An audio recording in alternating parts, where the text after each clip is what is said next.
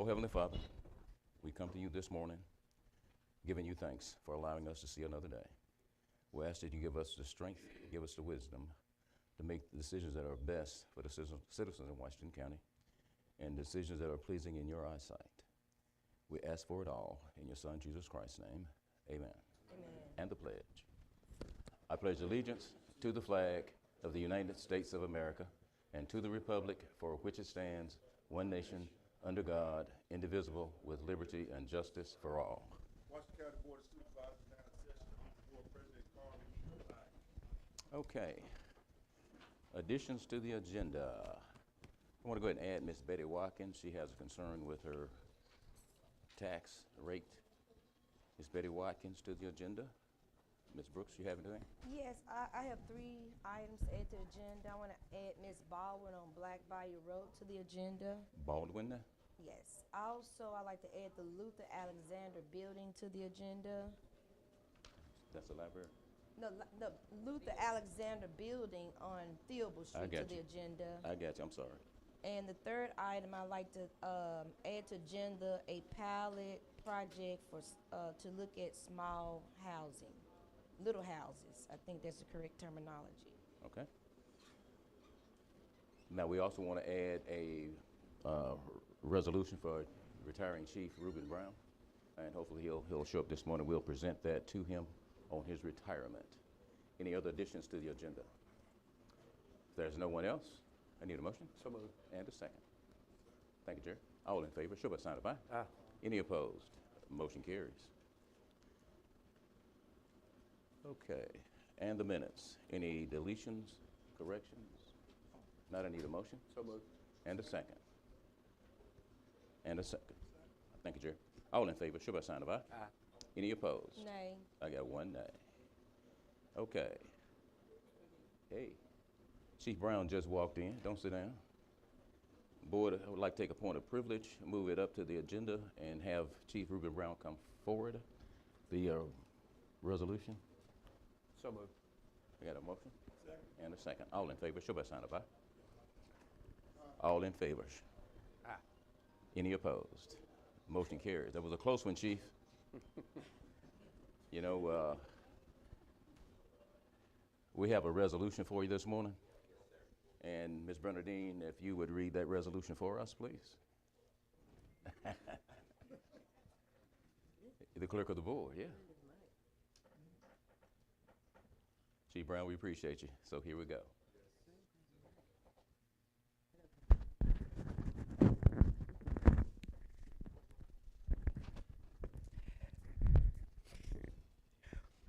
Resolution honoring and celebrating the career of Greenville Fire Chief Reuben Brown for his 33 years of service to the citizens of Washington County and surrounding counties.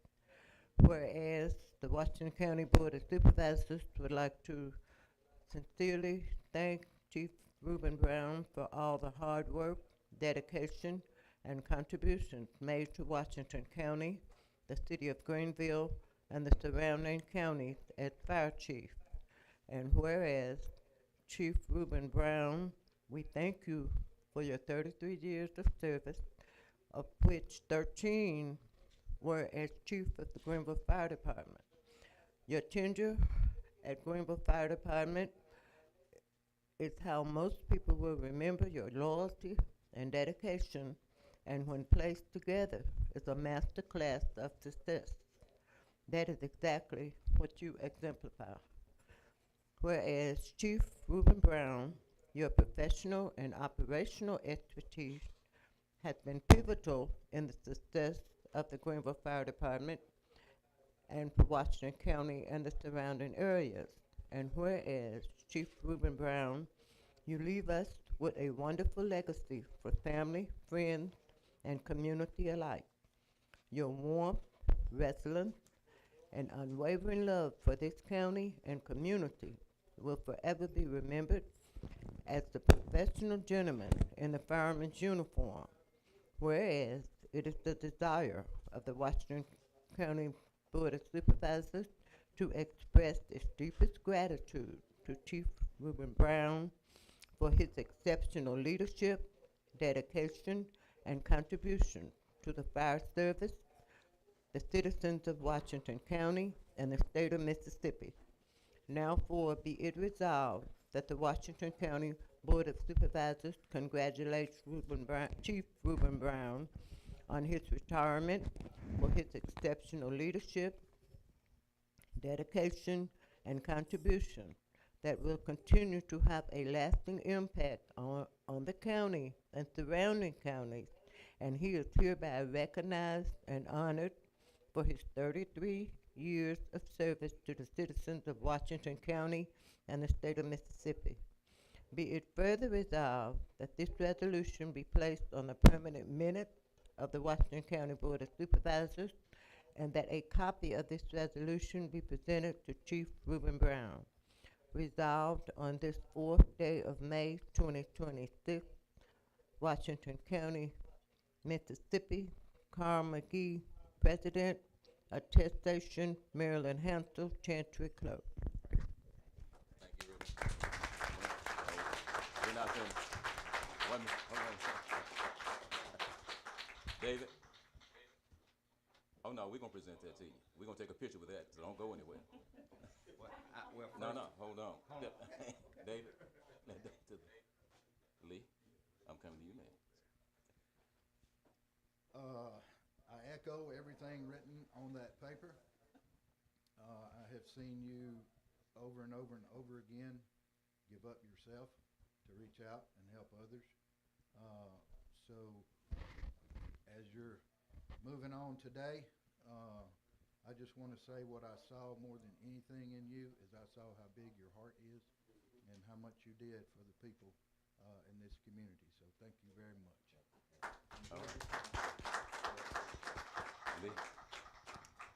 Well, I called Chief Brown on his last day of work because I'm the only one sitting here that knows what shoes he was in because I was the chief before him.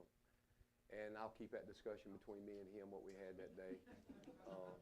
And then the same thing, the day I left, we had a discussion 13 years ago, going on 14 years ago. So I know what it takes to be the fire chief and stuff, but he stayed a lot longer than that. 13 years is a long time for somebody to stay in that position, very long time. But I will tell you something else about him. There was a time when he almost didn't make that.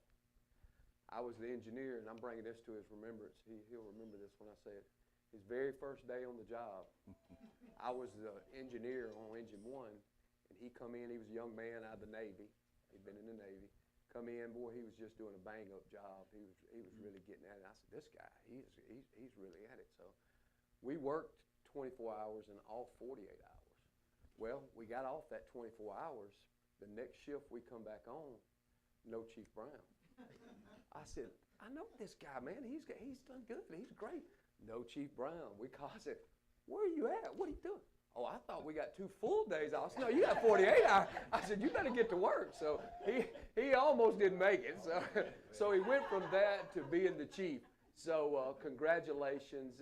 And like I said, and I'll tell you one thing I did tell him the other day is when that last day, you have mixed emotions. It's one thing, you've raised your kids there, part of a family there, and I said, the next where you can look at it and say how sad it is leaving, or you can look at it the next step of your life, and that's what, I think you'll do. Congratulations. Tommy, you good? Chief, God bless you, sir. For the years you put in, God has kept you, and He will continue to keep you. And There it is. Ms. Brooks? yes, Best wishes on retirement. Jerry? that's when you retire. You Chief. did 2 things that I couldn't do. I'm scared of fire.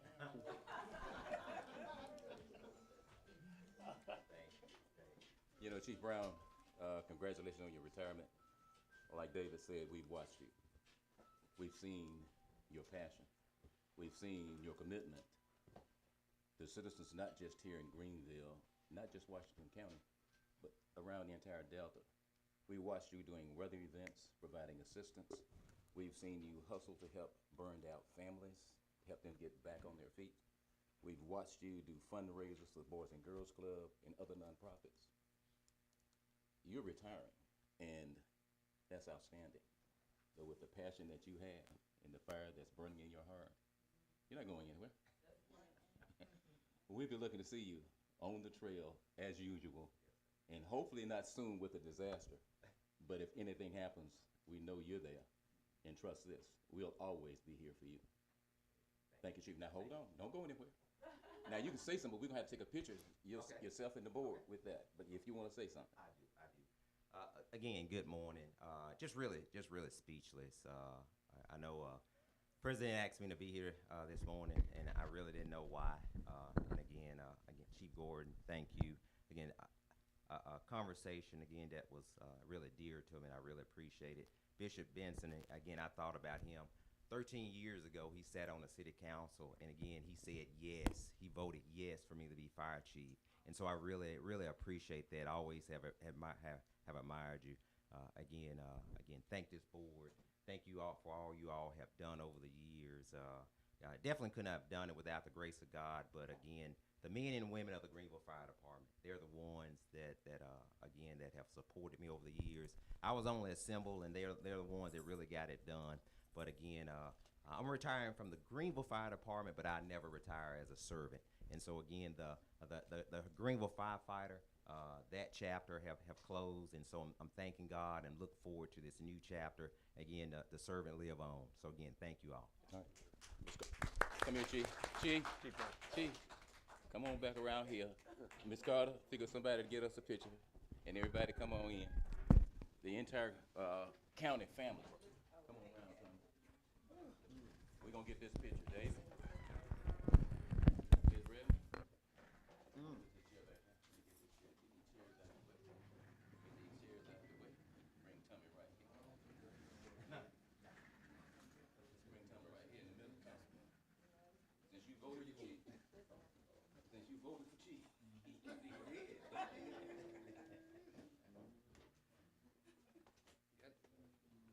Yeah, good. Yeah. Chair back, Griff. Chair back, Griff. Come on up. Who are we missing? Bernadette, come on. Where Chief, where Chief go? Here. That Chief. Oh, that Chief? Yeah. Come on, Ms. Brooks. Everybody in? Who got? All right. Chief, like I said, on behalf of the Washington County Board of Supervisors, citizens across Washington County, we appreciate your service. We understand your passion, and we'll be seeing you real soon.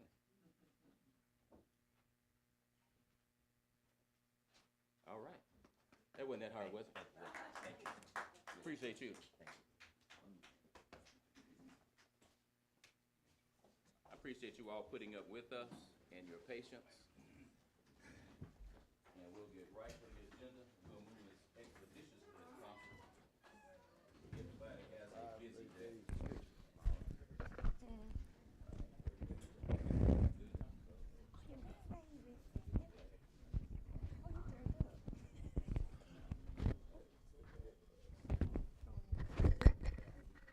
David, E911 expenditures. Everybody mic up with me. That's good. That's everything. You know, like a good time. That's what's up. Good morning. Morning.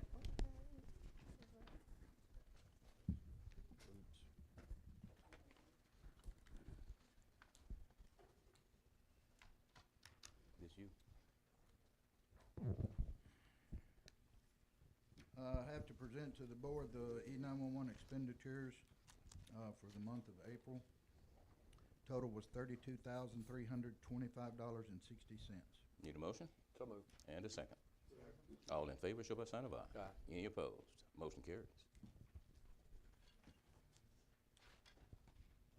Second item to present is our annual maintenance agreement for the 911 system. Total for that is $49,851.65. I got a question on it. On the money? So moved, then I'll ask. Got a motion? And I need a second. Thank you, Tommy. All in favor, show by sign of aye. Aye. Any opposed, Lee? What all does that cover on that though? 24/7, 365, remote Material, response, replacement parts, okay.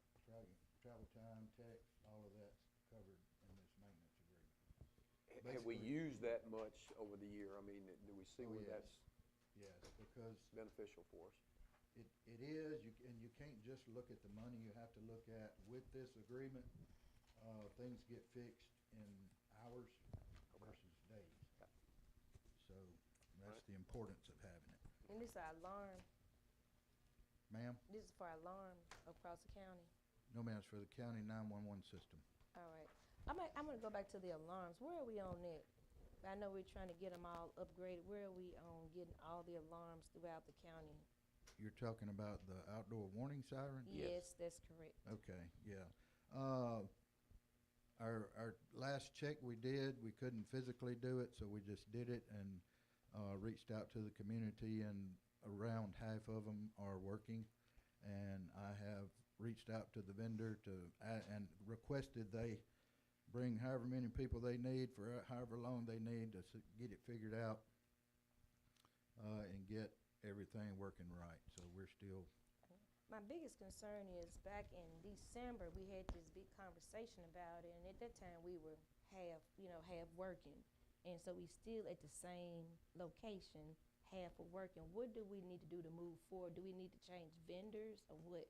Because the concern is, of course, as you know, we just had another storm, and we want to make sure all communities have the same warning, not just in the Greenville area, but in the rural areas as well. And so that is, that's been a concern for ours for probably about a couple of years, but we're not moving forward. So the biggest concern is, do we need to get a new vendor so we can make sure everyone is safe in Washington County, or at least have the warnings?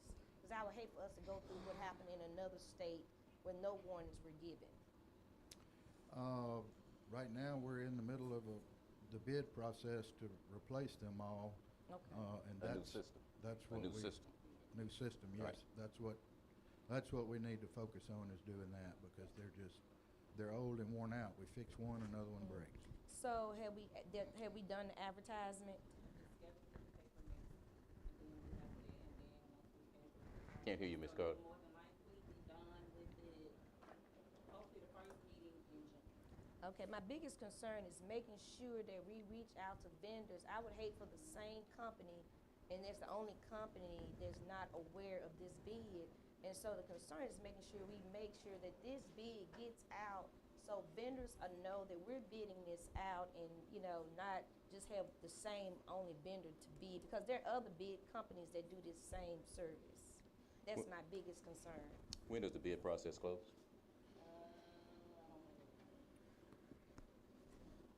Okay, but we've already advertised, right? Yep, scheduled to hit next week. So we're still accepting bids. Correct. All right, so we don't have a total just yet of how many came in. I guess the Keep us biggest posted. concern is. Excuse me, Ms. Brewer. I'm sorry, go ahead. Okay. Just to make sure that everybody understands, we take this emergency alert or alarm system very seriously.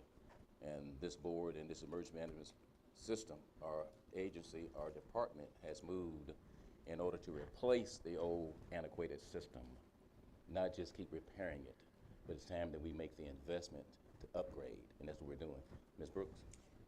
Ms. Carter, are we doing a reverse auction, or are we just receiving bids? No, reverse auction, and then I'll send all of that to David, and I'll tell them, hey, make sure whoever is in that line of work, send it to them to make sure that they can pay. Okay, the biggest concern is just making sure vendors are very much aware, and that including reaching out to vendors that actually provide these services, because everybody's not gonna get the Delta Democrat Times, okay? So if we can reach out to vendors, in-state, out-state, it's about getting the service done versus what we've had to deal with since I've been on this board. Yes, ma'am. Thank you, Ms. Brooks. Anything else? David? Yes, we have a FEMA Disaster Survivor Assistance Team coming to Washington County. They'll be here the week of May the 18th. Okay. They will be operating Monday through Thursday from 8 a.m. until 6 p.m.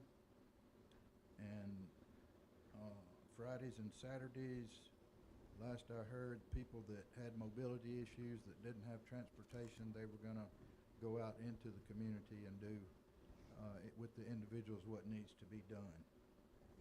Location? The Hollandale Multiplex. Hollandale Multiplex.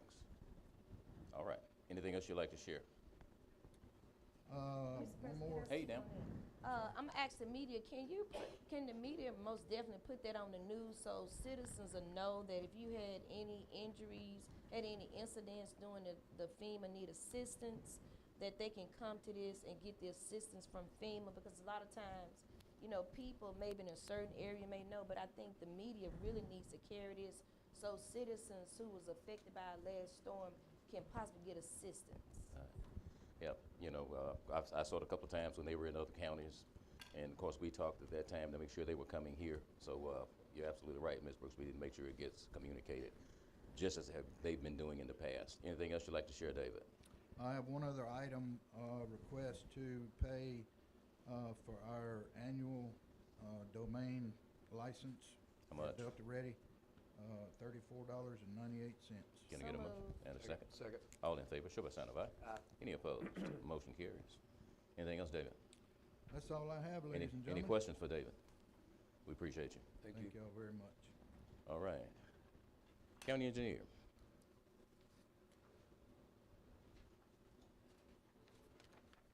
Good morning. Morning. Morning. Got a couple things. I just want to kind of run over the status of our couple projects, and then I'll come back to the two things that are highlighted at the top. Last week, we had a final inspection on Hanley Road. So of the 10 bridges we have, 3 of them are open, Baker, Burdette, and Hanley. The other projects are moving along. Dirt work has been going on in Club 17, depending on what the weather does. We'll continue working on that. Collier Road, the contractor they were supposed to get here last week, but with the rain, they probably delayed a little bit. So hopefully by the end of this week, we'll start driving some test piles for that. Huntington Road Bridge, they'll be here in about 2.5 more weeks. They've ordered some material, and so it'll be ready when they get here. On our ERBR projects, they're continuing to move along on Ave and Darlove Road. I think we've got 1 or 2 more caps to pour. They're working on some of the dirt work and continue to make good progress on that. On Surveillance Station, we're basically down to putting the gravel on, which I talked with the contractor this morning. There's none available at APAC. They have some coming in, so hopefully this month we can get that one wrapped up and get it open up also. On our Winterville-Priscilla Road, J.J. Ferguson is supposed to set the first set of slabs on the bridge deck this week. And N.L. Carson on the one that's in your district is supposed to move on site today to start putting up some advanced warning signs, and I'll get with David about when they plan on closing that bridge. So everybody should be moving on all of our major bridges that we have right now. Then on the back sheet, I've just got again the highlighted stuff we're continuing to work on, and just also there's, you know, I almost talk with Clay probably daily of different issues that come up, and we don't have those listed, but we try and get those resolved as quickly as they can, any issues he may have. So really the first thing I do want to ask you, W.L. Burley had sent us a letter requesting the county to consider making a revision to our Washington County Solid Waste Management Plan. What they're wanting to do is add some additional acres to the Little Man's landfill, which is up on North Broadway. And so I've talked with them, and then know the Little Man, that's Kenneth Aaron. You know, he's got a contract with the city now to pick up some of the waste and debris as far as tree limbs and stuff, like rubbish stuff. And so he's got an existing permitted landfill, and they just want to expand that a little bit further.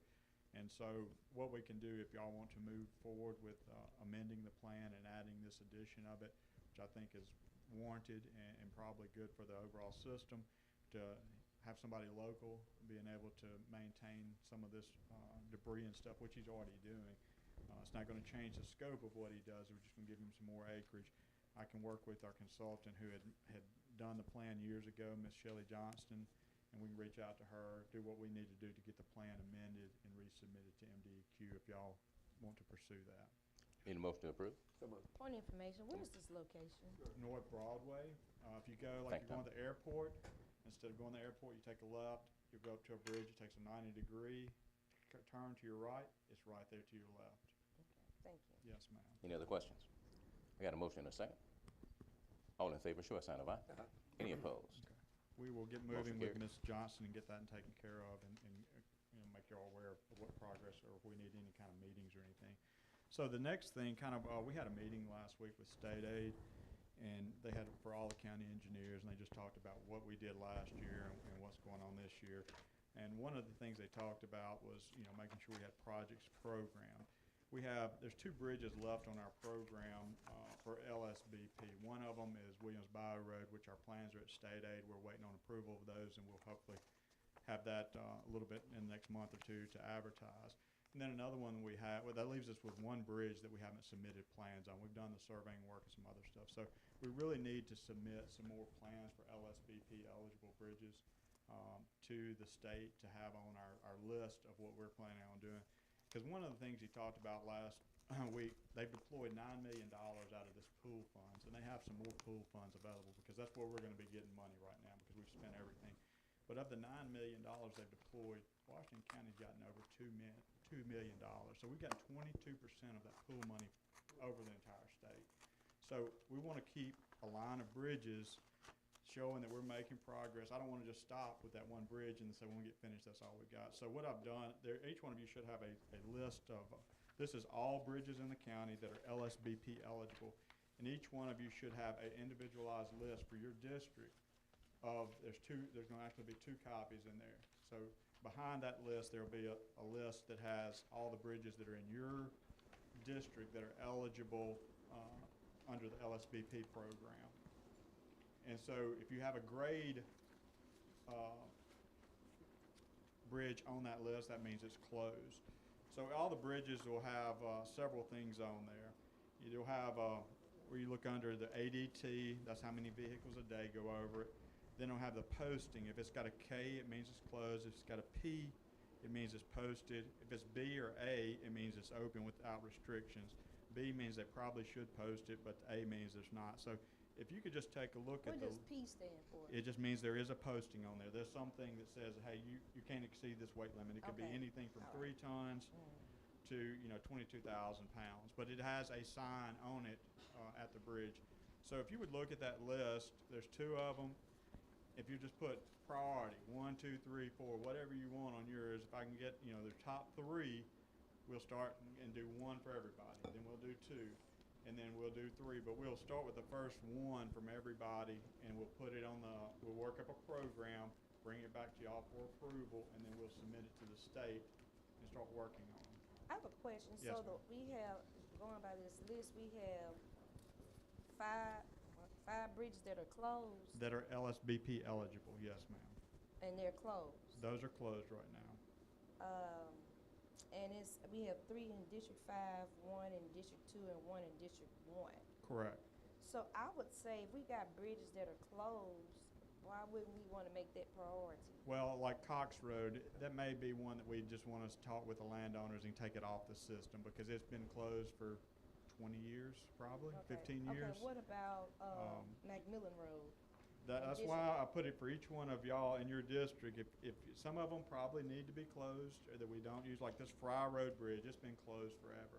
But there may be a need. That's why I want each supervisor to be able to look at it and say, hey, yeah, it may be closed, but even though it is closed, we have some higher priority bridges because that's been closed. People have had a different route for 10 or 15 years. Most of these I know more so like McCullough, Fry, and there's the one in McCullough that's north of 12, you probably want to put that be your number 1 bridge. The one south of 12, probably not that big a deal. Fry's probably not that big a deal. They may be closed, but they may not be the most prioritized bridges. We may have some others in your district that have a lot of traffic, that have posting, and then more farmers or people are using that are more conducive to, more beneficial to you and your constituents than a closed bridge like Fry or Cox Road. So I would hate to do Cox Road because there's nobody that uses it probably, and it only serves maybe 2 or 3 landowners and people hunting at the refuge. So we have them on the list. They've always been on the list, and they're fine to stay on there, but those may not be your highest priorities just because they're closed. Okay, I have another question. So in District 4, I don't have any bridges closed. That's But- correct. Well, you don't, no, there's probably Collier's closed. I know, but about because we're closing. working on it now. We're working on it, but you don't have any that are currently closed that are LSBP eligible. So Yes, my ma'am. biggest concern is the other bridges I have, how can I identify if I need to make it priority to do? Can we One, I get would look at if it's something- got a P, and then Okay. I would look at the number. If you'll flip over to the next page, that's just your bridges. Okay. And I would look at the P. Mhm. If it's got a P, that would be mine. If it's a K, you look at, yes, that's a priority or not. The second one, look at the P, and then look at the ADT. Now, what is, okay, what is? That means how ADT? many vehicles a day are going over it. So the highest one you have, if it's got a P, that would be my number one bridge. Okay, what if we just repaired the bridge or we just rebuilt the bridge? Can we get the time that last work was done on the bridge, We or can. can we get a date on that? I And can. that can really assist me on my bridges, and maybe other board Well, you know, members. even if it has been replaced or been repaired, it's still on that list. So if it's a high volume, a high traffic bridge, and they have made, some of the repairs they make now are just specific to maybe one pile, and that's after the past inspection. So, you know, if it's a 30-year-old bridge, they made a repair to a specific area that was noted in a report, that's gonna be that. Now, a year from now, when they get another inspection report, they may find another issue with it. But that's one of the reasons why they're on this list, because they're in condition that the state would allow us to use money to replace them. Can we get a copy of our last audit? Well, I'm gonna say I would need, I don't know if other board members need it, but I would need to look at the audit on the bridges that's in my district, so I can see what the issues are, so I can compare it to the next audit we have to let me know if that's a priority bridge or it's in good condition. If it's on that list, it's a priority. It Oh. means, it means it's capable to be replaced, yes, ma'am.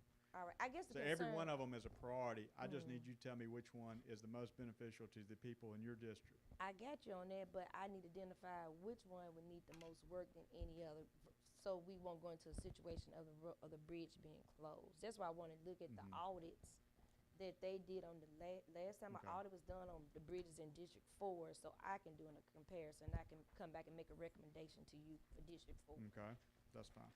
Everybody else, if you would please get those two, and if you'll leave them with Shalisa or Ms. Holmes, I'll get them after the meeting and we'll start working on your program. And then I'll get you the ones that are posted, I'll get you an audit on, or a bridge inspection on. So if y'all could do that, we would, like I said, we would like to get some more program down there and continue to show them that we're making progress in Washington County. I don't really have anything else specifically unless you've got any questions. Go ahead, Lee. Yes, sir. On the, you know, we had that culvert on Lake Washington, we needed a right-of-way for, did we ever? We got the right of way and everything, and I will get with Clay before the next meeting on what we need to do to replace that. Yeah. Yes, sir. Maybe this summer we can get that taken care of. Absolutely, But yeah. we've got everything we need to. Yes, sir, move we've got forward. all the right of way. Mr. Griffin's gotten that for me and everything, so we're good on that. There is one other thing, I'm sorry. I do have the last sheet, y'all do have a map, kind of the hospital property. There's a front size and overall, so everything that's in the yellow basically is the boundary of what you have. These white lines are the gas lines that cross the property. There's a sewer line, that's kind of a red line. This is the proposed location of the new easement that they're looking at. So that's one thing. This is actually, if you go out on site today, they've marked the easement on the front lots up there. They. So, They. The gas company surveying. So you can see where it is if you want to physically walk out there, and I'll be happy to meet y'all, anybody that wants to, but you can kind of see how it's splitting up the property. The back page is just a blow-up of the front lots, so you can have a little better idea of where that may be in relation to what we have. Like I said, on the north end, we have the veterinary clinic. Down here on the south end, you have the Jehovah's Witness Church. Then Mr. Griffin, this is one of the things you'd asked me about, this white property right here that y'all may or may not want to consider. We can talk about that now if you want to talk about it later. Yes, now. So anyway, if you look at this, there's been some interest from a local business to ask about acquiring some of the property. I think there was concern about denying access or being able to limit the access for the board. One of the things I did talk with the Mississippi Department of Transportation, because anything that you do along the highway would have to be permitted as far as any type of a drive. You can kind of see here, there's a pretty big box culvert that comes under the highway, and and then there's a large ditch that kind of traverses along the south line of the proposed property, and it goes all the way across, basically to number 9 Canal. You can kind of see it on here. Same thing. It's the ditch just kind of goes here, meanders across here, goes across where Colorado Street will be, and then east all the way over to number 9 Canal. So if this ditch that's there almost separates the property, so it sets it up kind of as a separate property over here. That's about 1.5 acres or so that the company may be interested in purchasing, or we're seeing if y'all would be interested in selling. It really wouldn't impact your access because the way it's separated because of the existing ditch. I did talk with, like I said, I talked with MDOT. They would allow somebody to have a driveway off the highway here, since this is not a very high volume generating business with the vet clinic, and then having a bank would not be a high volume generation business. So they would be able to put one. There's an existing drive now. They could make a couple of modifications, but it would have to stay in relatively the same area. It really wouldn't impact any access you may have along the highway here. They could work with us depending on what kind of volume generation you're going to have eventually coming out of here. We do have, like I said, a little bit of concern about what this is going to be and how much driveways or whatever we could put over it. That may be an ideal thing since you can't really do any other development. Maybe put a drive in over that if that's warranted. This really does kind of split that property up. In the middle. As you can see, with this white thing, there's existing gas lines there that predated the hospital's acquisition or even y'all's, so we couldn't really develop that.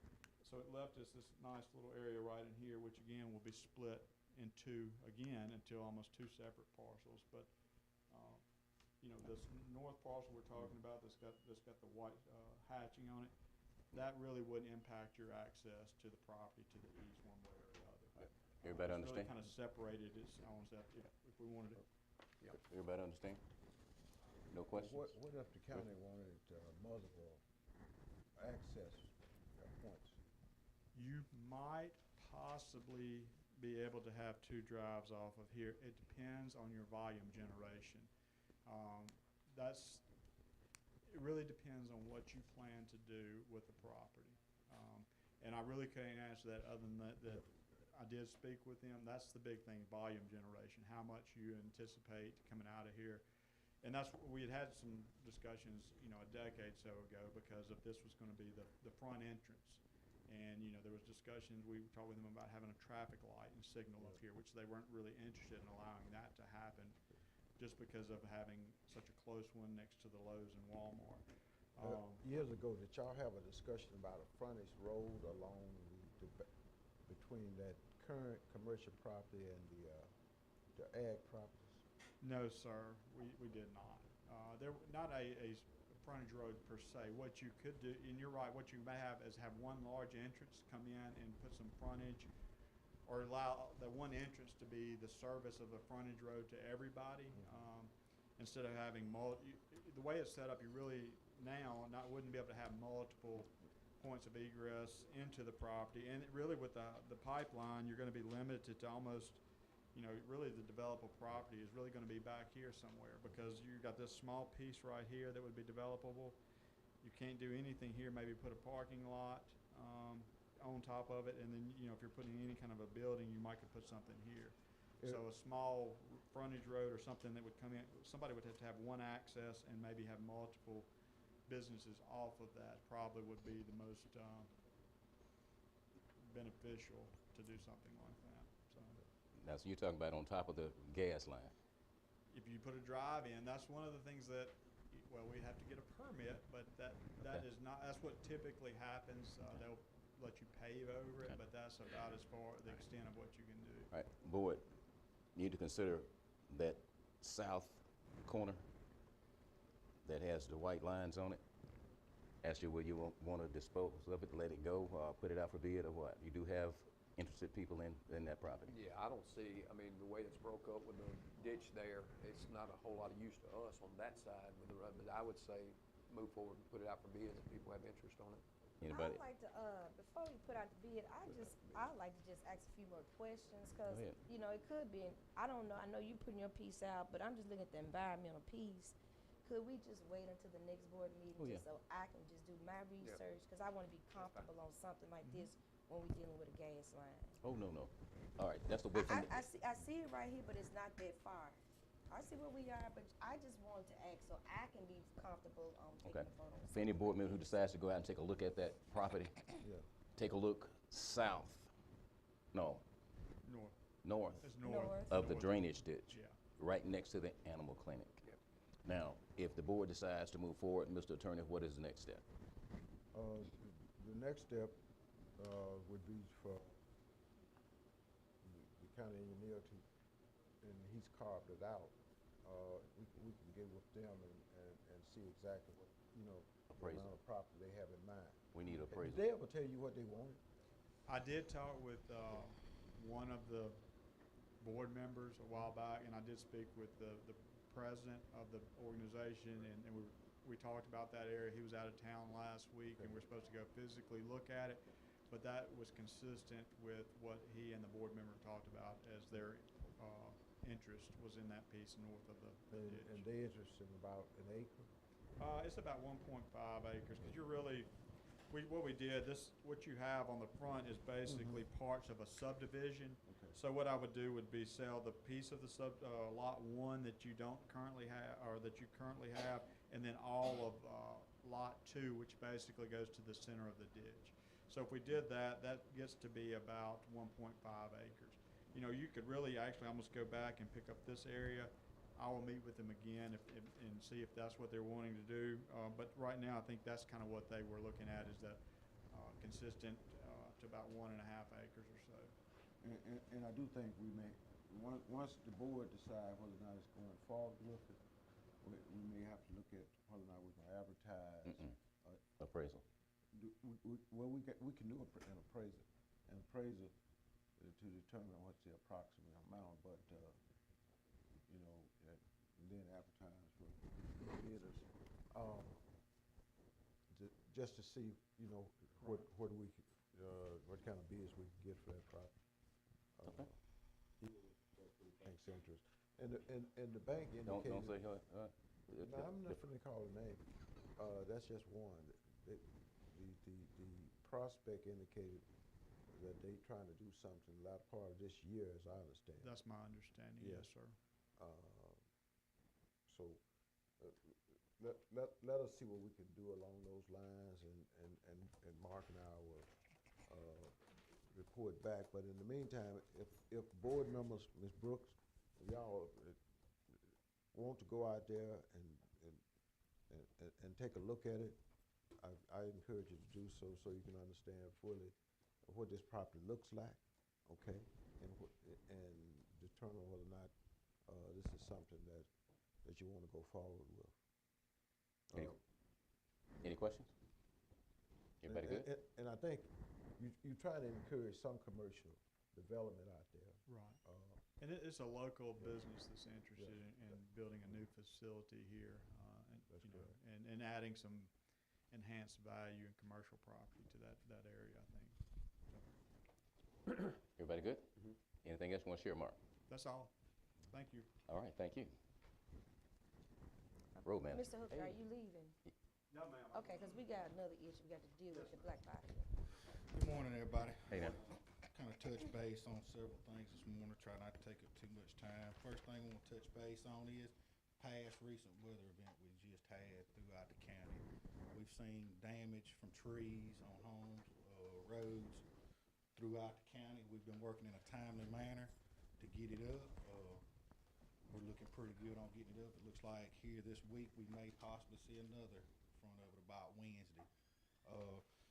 What we're seeing is, and we would like to ask the citizens and landowners throughout the county, if they're bringing any limbs to the roadside, to please try to have them cut 8 foot or shorter. And that kind of helps us so we don't have to move additional equipment in. Sir, most people don't have, the people I know, they don't have the equipment to do the cutting. If they get it out there, that's phenomenal. If we have the equipment, why would we not just use our equipment to get it up? Well, Because most people don't have. Let me rephrase that. If they don't have any means, Okay. that's one thing, but you know, we're kind of, you can tell when a lot of it's been cut up with saws. and just piled up, you know.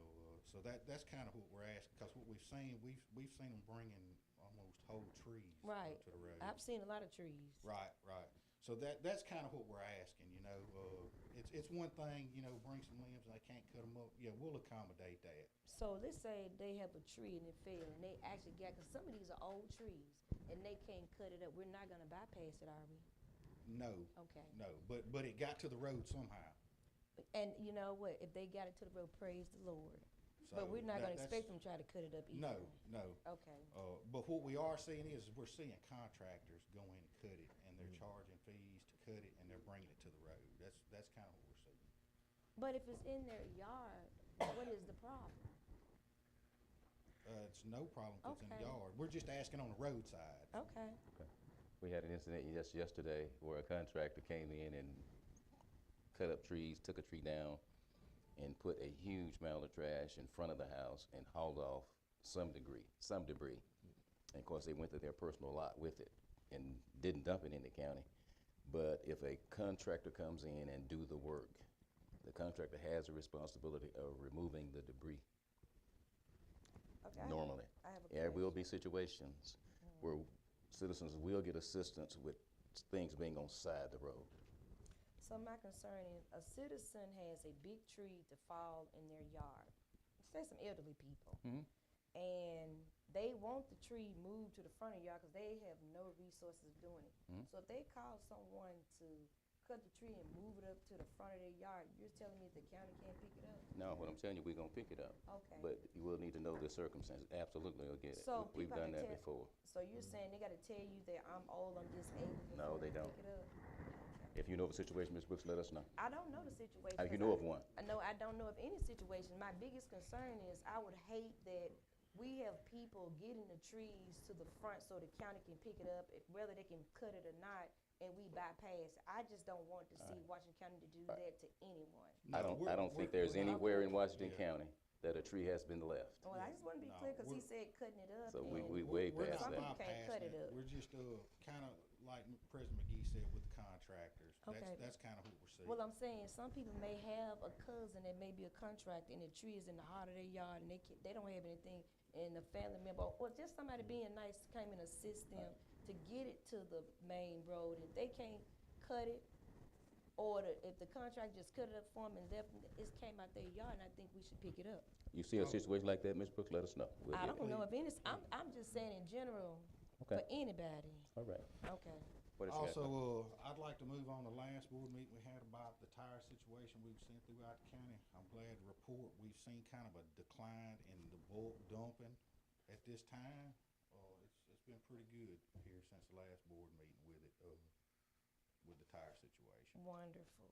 Okay. So we'll continue to monitor it. If we see troublesome spots with it, we'll kind of deal with that like we've been doing here lately.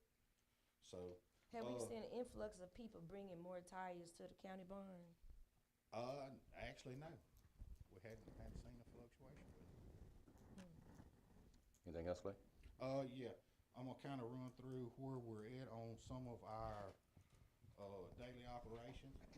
They should be wrapping up Black Buy Where today. your paper at? Where would it look? Raise your paper up so I see what Well, you read while from. you're on, it's I the, just want to see what you're reading from. it's the county report. Okay, I see it. Okay, thank you. Yeah, I'm glad you're gonna stick around to see this presentation on Black Bayou. And I'm glad you're taking care of Black Bayou, getting it squared away. I'm right there where the water tower is, I think, where we were. House over here, Yes, all that's gonna be, right. got it. Right, like we looked at when we did our inspection there, Right. we're gonna catch it there at the DNR feed, I believe, and work it back up there, so. Good So enough. from Black Bayou all the way to Where we started there at the Coogan Road piece. to VFNW. Yes, Okay. yes. So we will be doing that, and, along with the Dodd Road, we will be doing that one too. We're moving our reclaimer, we're gonna move it to West Park, we got a spot on West Park we're gonna try to get tore up on that West Park. West Park got pretty bad shape from farm equipment over the years, so we're gonna try to handle that. Then I'm also gonna try to move it to Jerry's district to Darlove there. Jerry's got some spots on Darlove he wants to try to get, so we're gonna knock those out also. I've got a couple, well, actually, I just got one thing to present to the board. I got two quotes here. One's from Planters Equipment Company. These quotes here are for a DPF exhaust filter for one of my bush hog tractors. What this is it's the exhaust filter for your DEF system. Usually they're part of preventive maintenance. At 5,000 hours, they're about due to change out, and they're rather pricey. So the first quote from Planters Equipment in Cleveland is $11,799.65. Ayers Delta in Leland come in at $11,599.60. I'm gonna go with the lowest. We got a motion? Second. And a second. Clay? That's just the part? That's labor too. So you don't have anybody that can put that in? No, these have the DEF injectors in them. All this has to be programmed back with the tractors. Okay, I got it. That's kind of a deal with all this DEF equipment. I got a question. Have you had to take any depth off of any of these tractors? We can't remove it. I mean, and- legally, you're not supposed to. I Well, mean, and I've people asked the take it off now. I've asked the same question too to some of our vendors, and our vendors informed us that you can't remove anything that's already got DEF on it. If you do, they can't touch it. Right, by that's law. true. I was So- just wondering. So, yeah, These tractors, are they still under warranty? They not? no. Okay. All right, I got a motion, and I need a second. Second. All in favor for the lowest, show by sign of aye. Aye. Any opposed? Motion carries. Anything else, Clay? That's it. Mr. Clay, would you stay for Black Bayou? Thank you. Ms. Redmond, how you doing?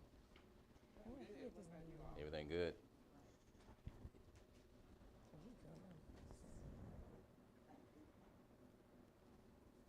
Okay, our monthly report for the planning department, billing permits, all permits issued was 43, and the year-to-date is 155. I got some money here also. For the month of April, $3,434.50. The year-to-date is $13,865.50. I also have 3 right-of-ways. 3 right-of-ways? Yes. I'm sorry. I thought you were gonna approve my money. No. And the recommendation for the right-of-ways is approval. I need a motion So moved. and a second. Second.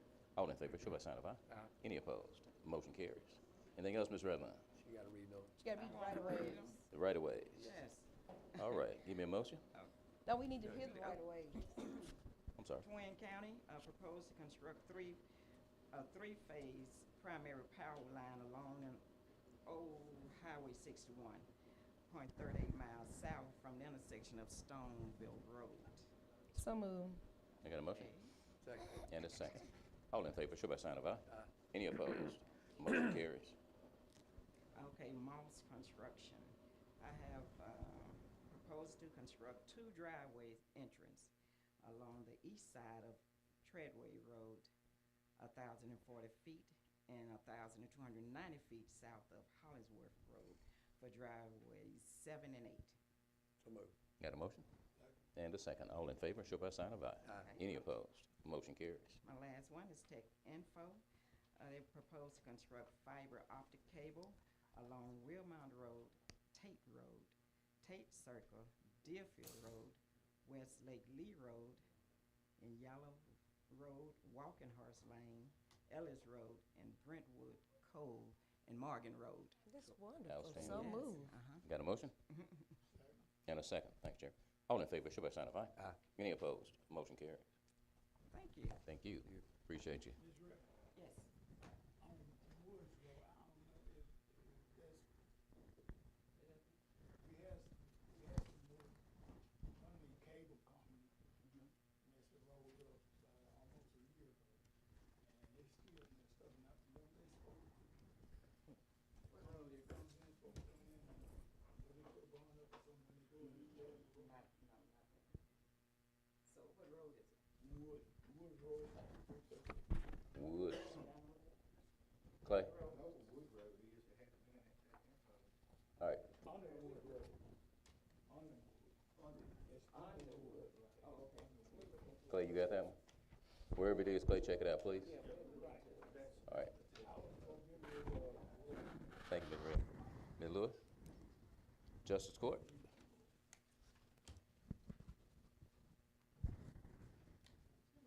Hey now, everybody, you all have a Justice Court report? Ms. Lewis, anything particular you want to share with us? Yes, I need to know, can I attend the clerk 2026 conference from May the 20th through the 22nd? Ab- The amount, Absolutely. This is the one that they pay. you don't need no travel, no nothing, lodge and everything, so neat. Where is it? Where is it located? Marie Hill, Second. May the 20th through the 22nd. All right, we need, what we need, the flyer, the agenda, May 2nd. I got a motion, right, Lee? No, I made the motion. I second it. Thank you, Ms. Brooks. Thank you, Supervisor Gordon. All in favor, show by sign of aye. Aye. Any opposed? Motion carries. Anything else you need from us? No, sir.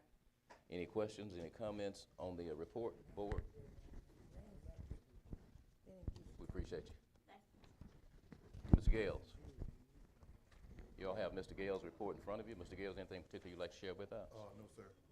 You good? Yes, sir. You don't need anything from us? Good. All right. You good, Mr. Gales? Yes. We appreciate you. Thank you, sir.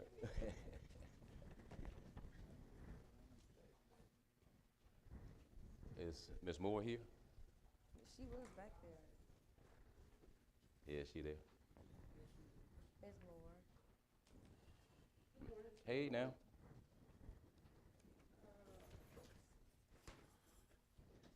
The only thing that I have for the board this morning, I need approval for public hearing scheduled next month on the 1st. So moved. I got a motion for June 1st, Monday. You got a And they are motion? listed on page 3 of my report. Okay. All in favor, show by sign of aye. Aye. Any opposed? Motion carries for a public hearing, 10 a.m. 10 a.m. on May 1st. June 1st. All right. Ms. Anything? I got a Come on, question. come on. Ms. Moore, could you go out to Elizabeth? I got a call from 3 families. They concerned about, someone got a lot of horses and chickens, and they saying it's starting to create a smell. It's out by the railroad track, when you first cross the railroad track. I can't think of the name of that road, but you just kind of go check that out. I'll check it out. That's gonna be the health department, though. I know, but I just want you before, so I can advise them. I Okay. don't know. Okay. All right, thank you. How's that zone, Ms. Brooks? How's that zone, any idea? Agricultural one. All of Elizabeth agriculture, Oh. all the residential. Okay. So that's a permitted use.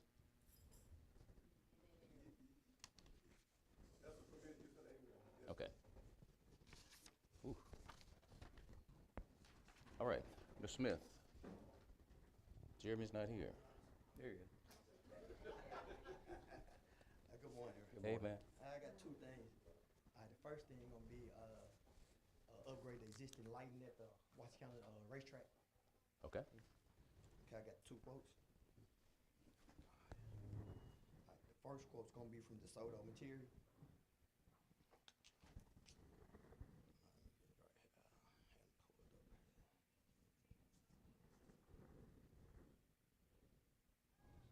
It's gonna be $5,551.50. That's DeSoto Material. All right, and the second one gonna be LED Lighting Company. It's gonna be $7,321.21. I'm gonna go with the lowest. Second. I got a motion for the lowest, I got it.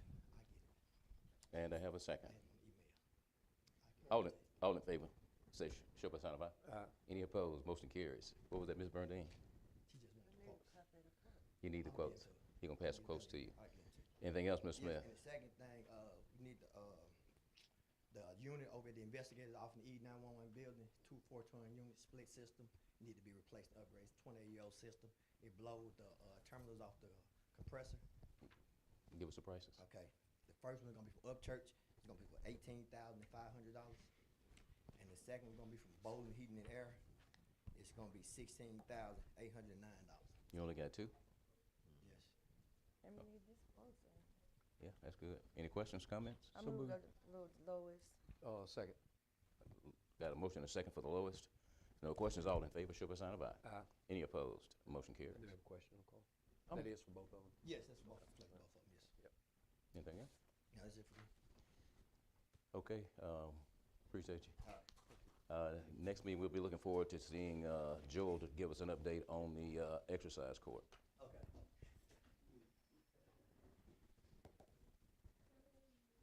Mr. Jackson, Mr. Robert Jackson.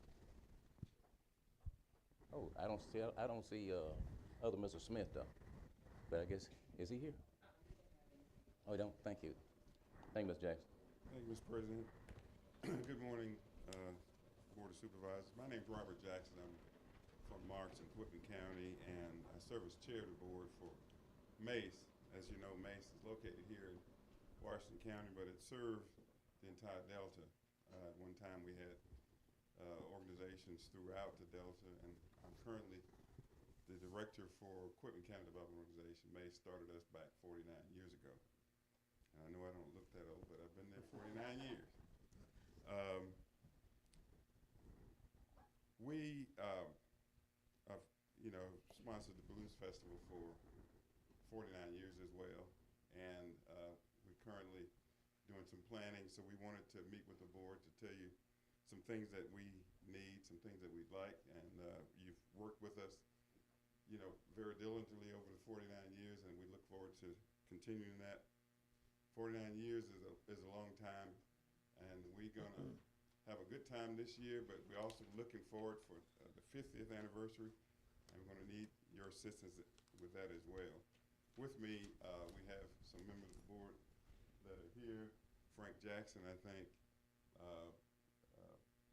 Ms. Brooks, Betty Johan, Boyd, oh, there she is, okay. We have some members of our staff, Ms. Catherine Courtney, Howard Boutte, and Ms. Chauncey Wright, and some other people that have just volunteered with us throughout the years to make sure the festival goes on. We have some requests, and I just wanted to, and we've reduced them to writing, so we just want to pass them out to the board. And this is some of the things that we'd like. Over the years, we have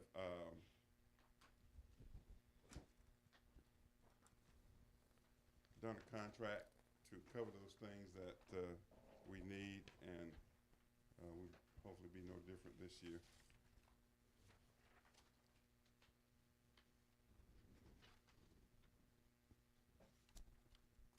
Oh, go ahead. No, go ahead. Okay. Consistent with the previous year's contract, we're requesting that the Board of Supervisors provide this. Waive fees for the use of the Washington County Convention Center. Provide Mace access to the center and fairgrounds, including the RV park. The access will begin 14 days prior to the third Saturday of September when it's held. Provide Mace access with all RV spots. Mace will be responsible for collecting RV rental fees from the third Thursday to the third Saturday only. Provide garbage bag and containers for cleanup and fees for garbage containers to be delivered by Allied Waste to be reimbursed by Mace. Contract Mace official with any concern prior to beginning preparation for the festival, and agree that these provisions are automatically renewed each year. And Mace will provide the annual Blues Fest and promote the location via radio, TV, newspaper, magazine, billboards, Mace website, and other social media pages. Purchase and present a certificate of liability insurance in the amount of $2 million as required in the Washington County Convention Center contract. Pay the established daily rate for the all RV spots utilized from the third Thursday and the third Saturday. Pay for all the security costs, Washington County Sheriff Department. Pay an hourly rate of $20 per hour to county employees for hours worked on the day of the festival and the day after the festival for cleanup. And then work with the Washington County Building and Grounds Director on all logistics required to produce the festival. Those are our concerns, and we hope that you can see forward to working Questions or comments? with us. Go ahead, Lee. I don't see any problem with it, other than the last one. I don't know if, this board can agree that they, automatically renew every year, because, we have term limits, and Sure. that would probably be a question for the attorney on that. But basically, all these are the things that's just been going on every year, Correct. so Anyone else? that'd be the only question I would have on it. Mr. Jackson, you say all RV spots. There are 4 spots I always pay for. What, you're not including those, are you? You're not including those, are you? We can work that out.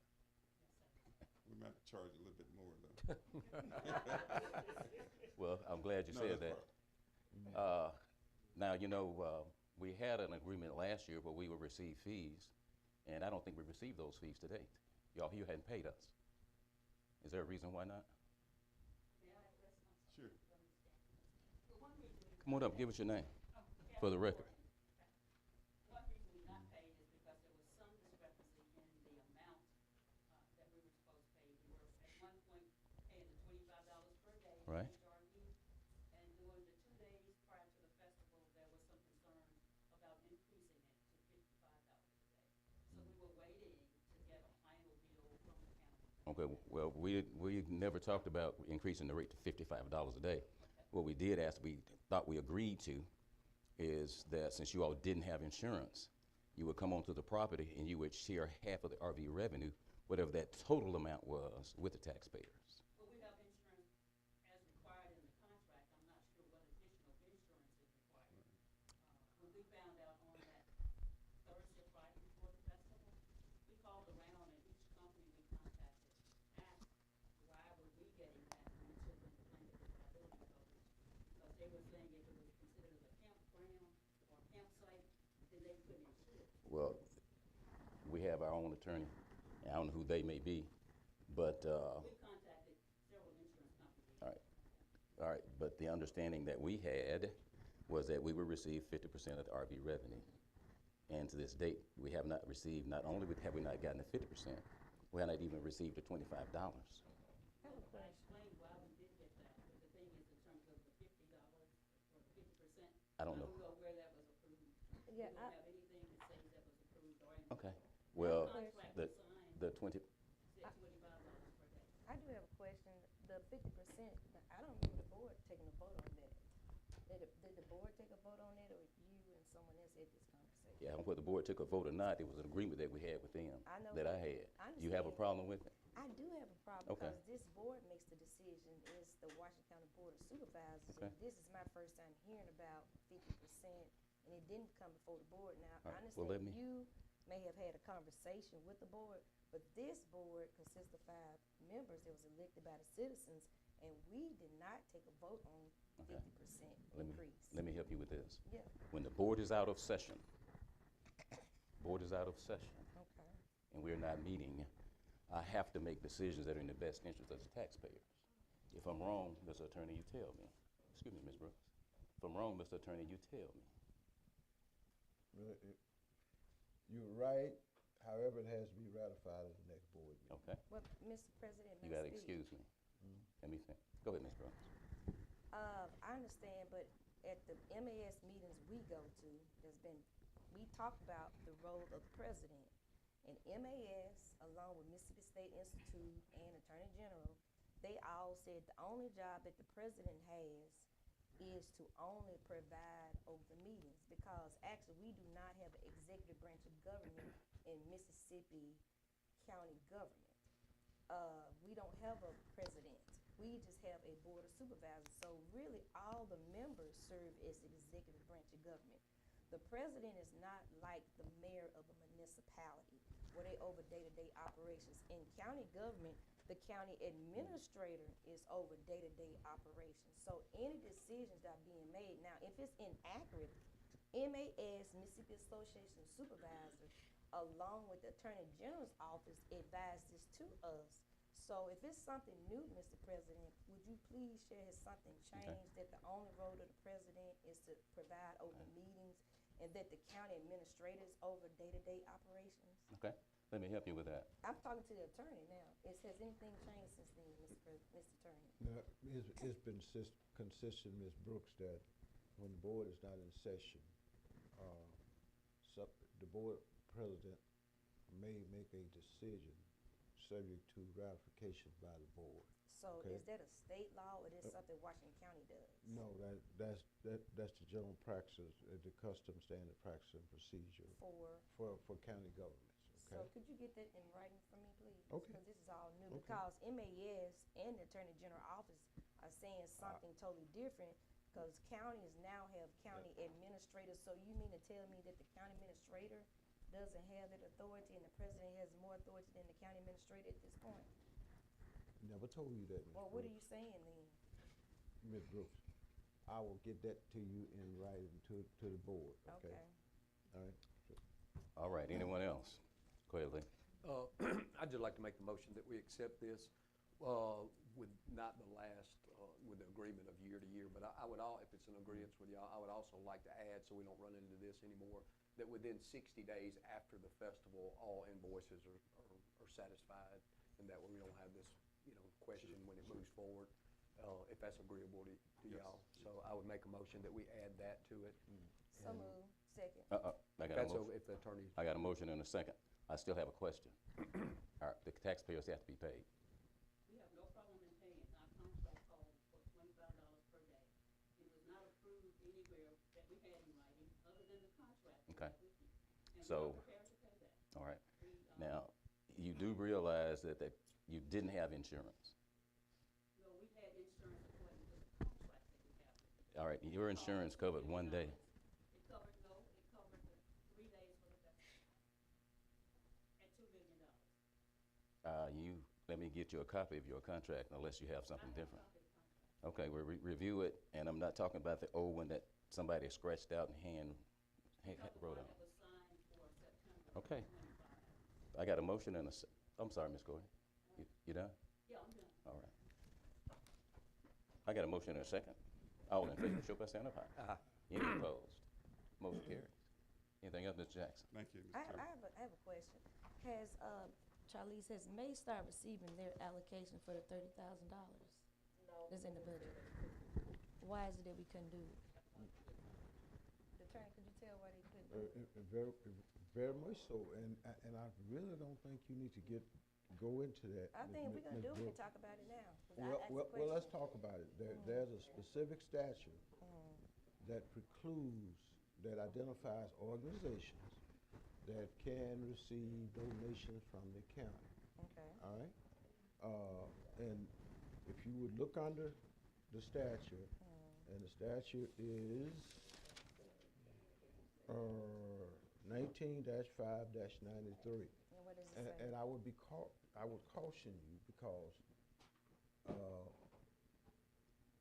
if you really want to get into this, I would encourage you to go in executive session and No, discuss I it. don't wanna go into executive session, because it's the And taxpayers' because- dollars. Okay, if you want to talk about taxpayers' dollars, even when you're talking about waiving fees and et cetera for organizations that don't qualify under that statute, then you raise concerns whether or not they violate the law as well. Okay, We're I really mean, on I'm you. asking you, what's the statute? I just gave it not to you. on I mean, what does the statute say?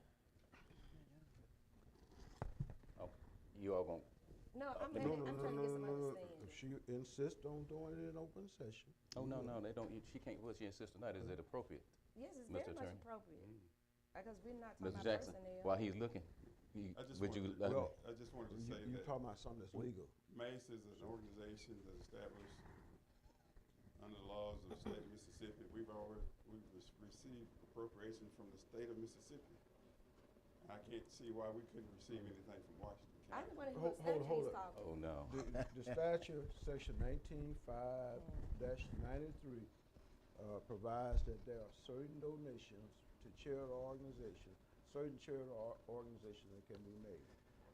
MACE is not listed on that list, nor other organizations in Washington County other than those specifically identified in the statute. Okay. You want me to go down the statute? All right, Let it go. Mr. No, Attorney. no, Ms. Brooks, All right. do you want me to go down the You don't, statute or not? you don't have to, but I want to go Ms. back Jackson, to you good? No, no, Mr. I need one more thing from you. do you want me to list I- them? If we can get that Do appropriation. you want me to list them or not? I didn't want to list them Hey. publicly, but do you My want me hand's to up. list them?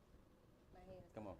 Okay, Attorney Griffin, some years ago, it came up, I asked you how was Mississippi Arts Commission, the Washington County Arts Commission could receive funds. Washington County Arts Commission, don't you?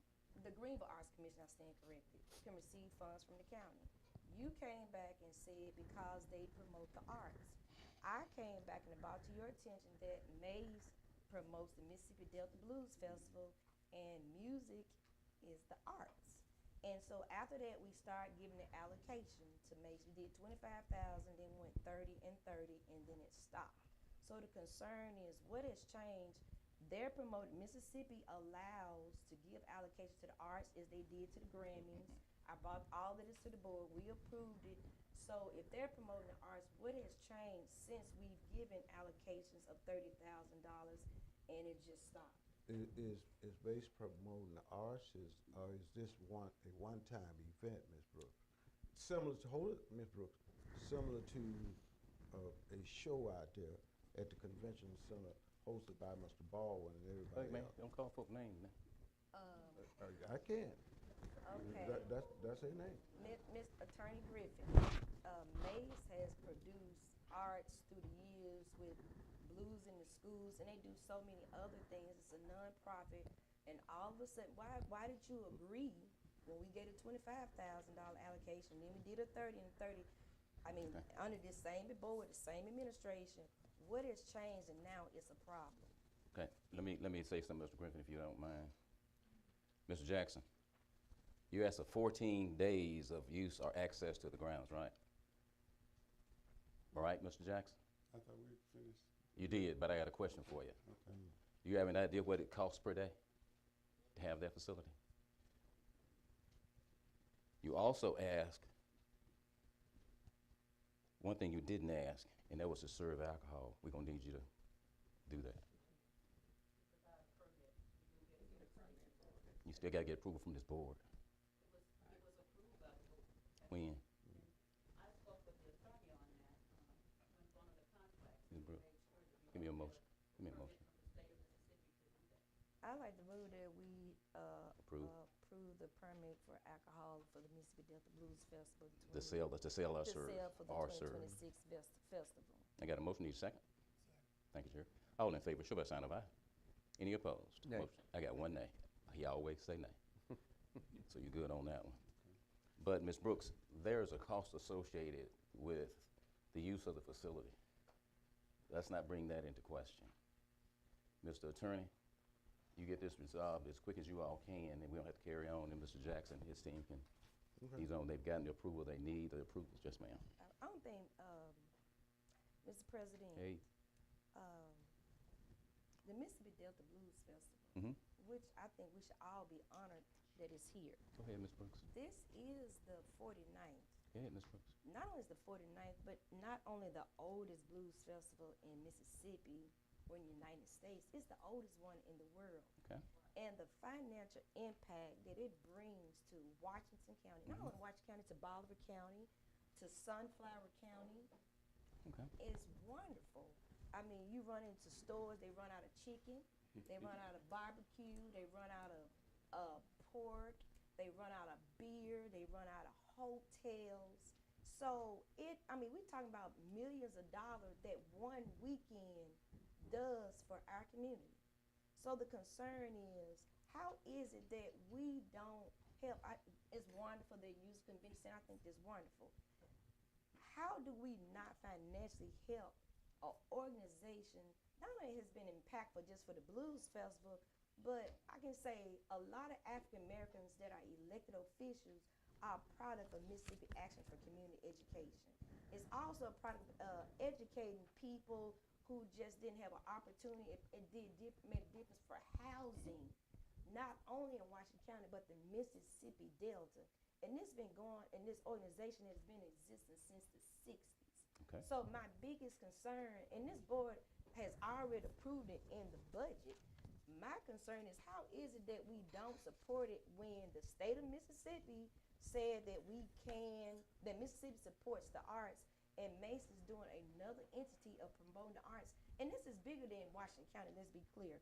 They're promoting a type of art that it made Mississippi be proud of, because now we have a blues highway.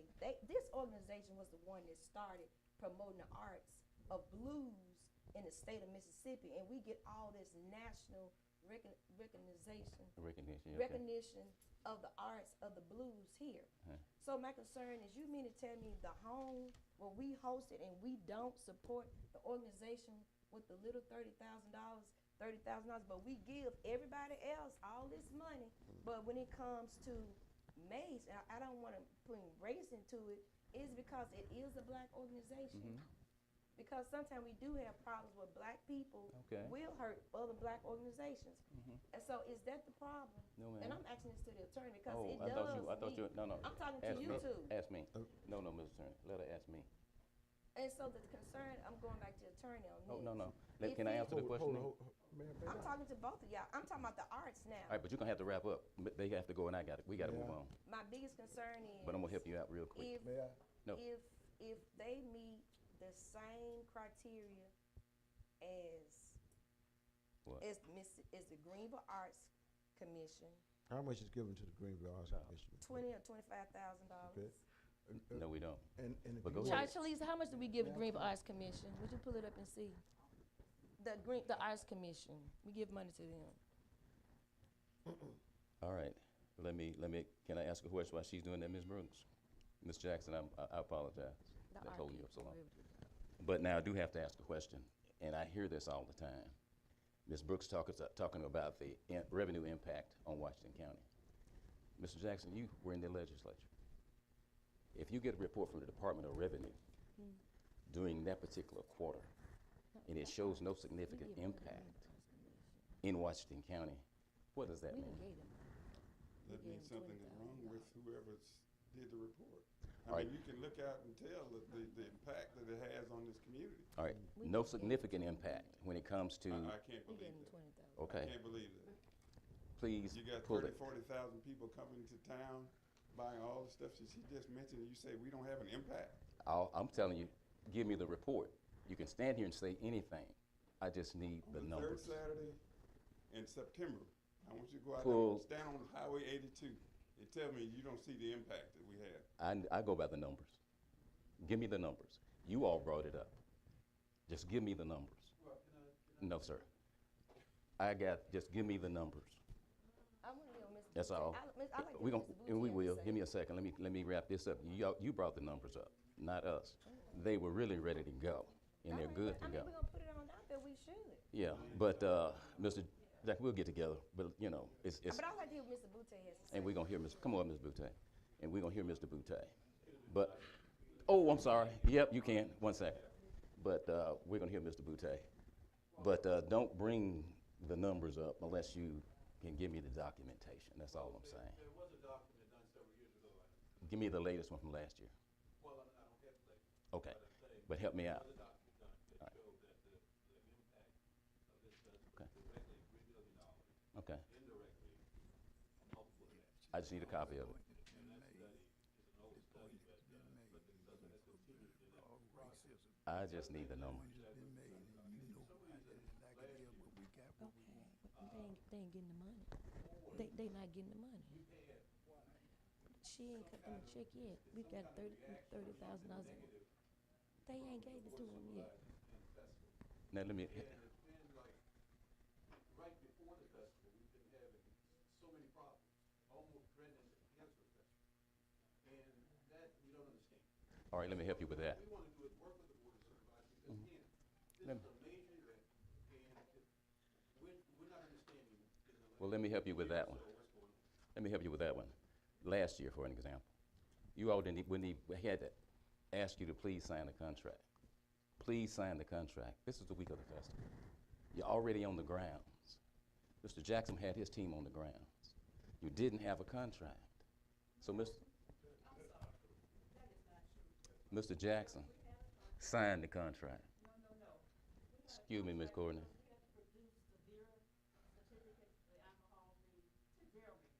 Okay. Washington County All right. Convention Center. There was no contract that I saw. I can go and pull the contract I brought with me. That's fine.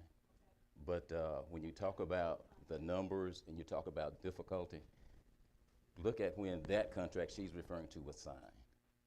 Please sign it 60 days in advance or whatever it requires. Let's take care of all the paperwork up front and make sure we're all together. We had issues with a number of things, Mr. Boutte, that we won't get into in this open session. You know, but I'm pretty sure there's nothing we can't work through and get past. But this year we got understanding, we're gonna get the contractual documents taken care of early. And now you keep talking about relationship is good. The relationship is good. As you very well know, anything you ask for from this county, especially on the day of the fest, you get it. Well, that's why we're here today, to You try get to it. clear all that stuff up, so we'll have everything straight before Ms. the Brooks festival. got a question. Oh, hey. I'm sorry, Ms. Brooke, give us your name for the record. I just want to remind the board that I'm not sure what year it was, maybe a few years back, but it was not under this administration, but the Washington County Board Supervisor issued a proclamation indicating that Mississippi Action for Community Education, along with their arts project, is especially the Blues Festival, was one of the major economic development organizations that's in the state of Mississippi. And they highlighted the Mississippi Delta Blues and Heritage Festival, saying that this organization over the years produced economic development in this state that in record numbers. So I don't know if you're aware of that, but that's on file with the Washington County Board of Supervisors. No, ma'am, but thank you. I appreciate it. Lee? In my opinion, a couple things I want to say. This is real simple. Either it's legal to do this, and just give us a little time if the attorney says it's legal, because I don't personally go to the Blues Festival, but I want it to be successful. Sure. I don't go to the race car track, but I want it to be successful. I don't go to the rodeo, but I want it to be successful. So in my opinion, this is real simple. Either we do it, if it's legal, we do it because we give to other organizations, and that's why we have an attorney sitting on the board to do that.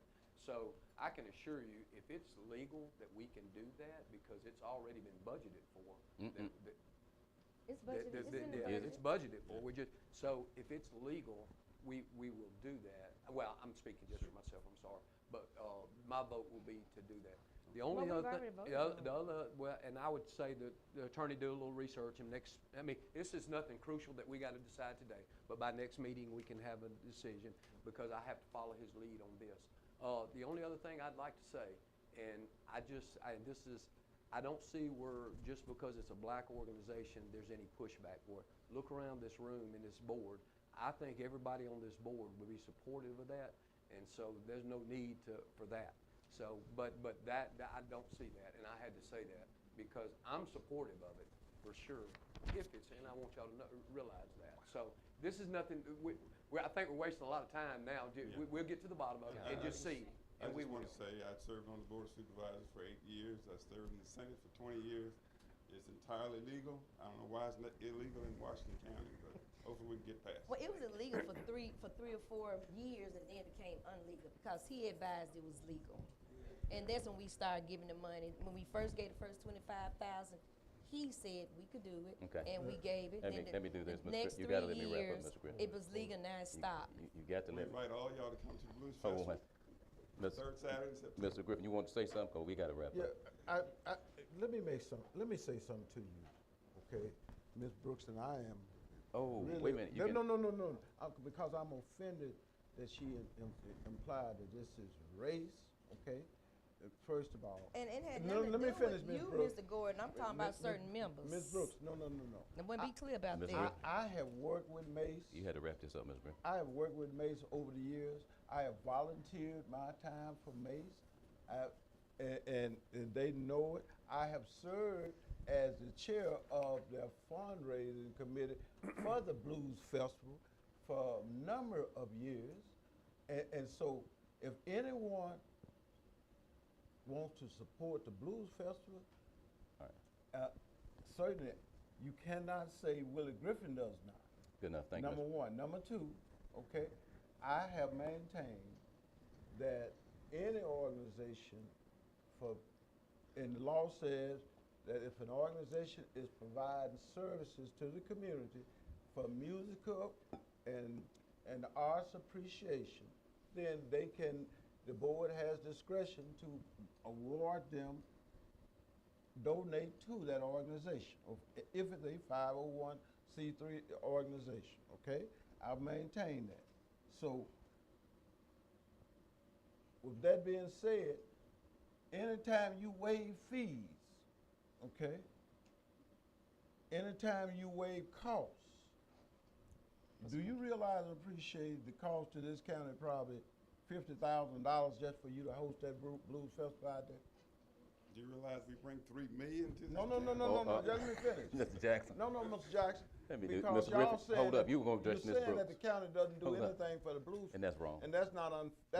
fair, because all the services that this county provides out there, I guarantee you it'll be $50,000. Yeah, and Mr. Jackson, you all are very comfortable with saying the county don't support you. Please don't do that. We support you, we support you, we support you wholeheartedly.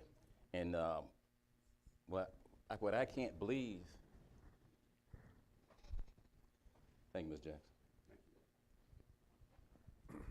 Dr. Banks. Mr. President, Hey, I now. know when my name came up, just for clarity. No, Ms. Jackson, Ms. Banks, come on up, please. We through with that one. Now I gotta make a comment. Ms. If I Banks, say something, I appreciate you. I'ma shoot it from the hip Come on with it. because I'ma always call a spade a spade. All right.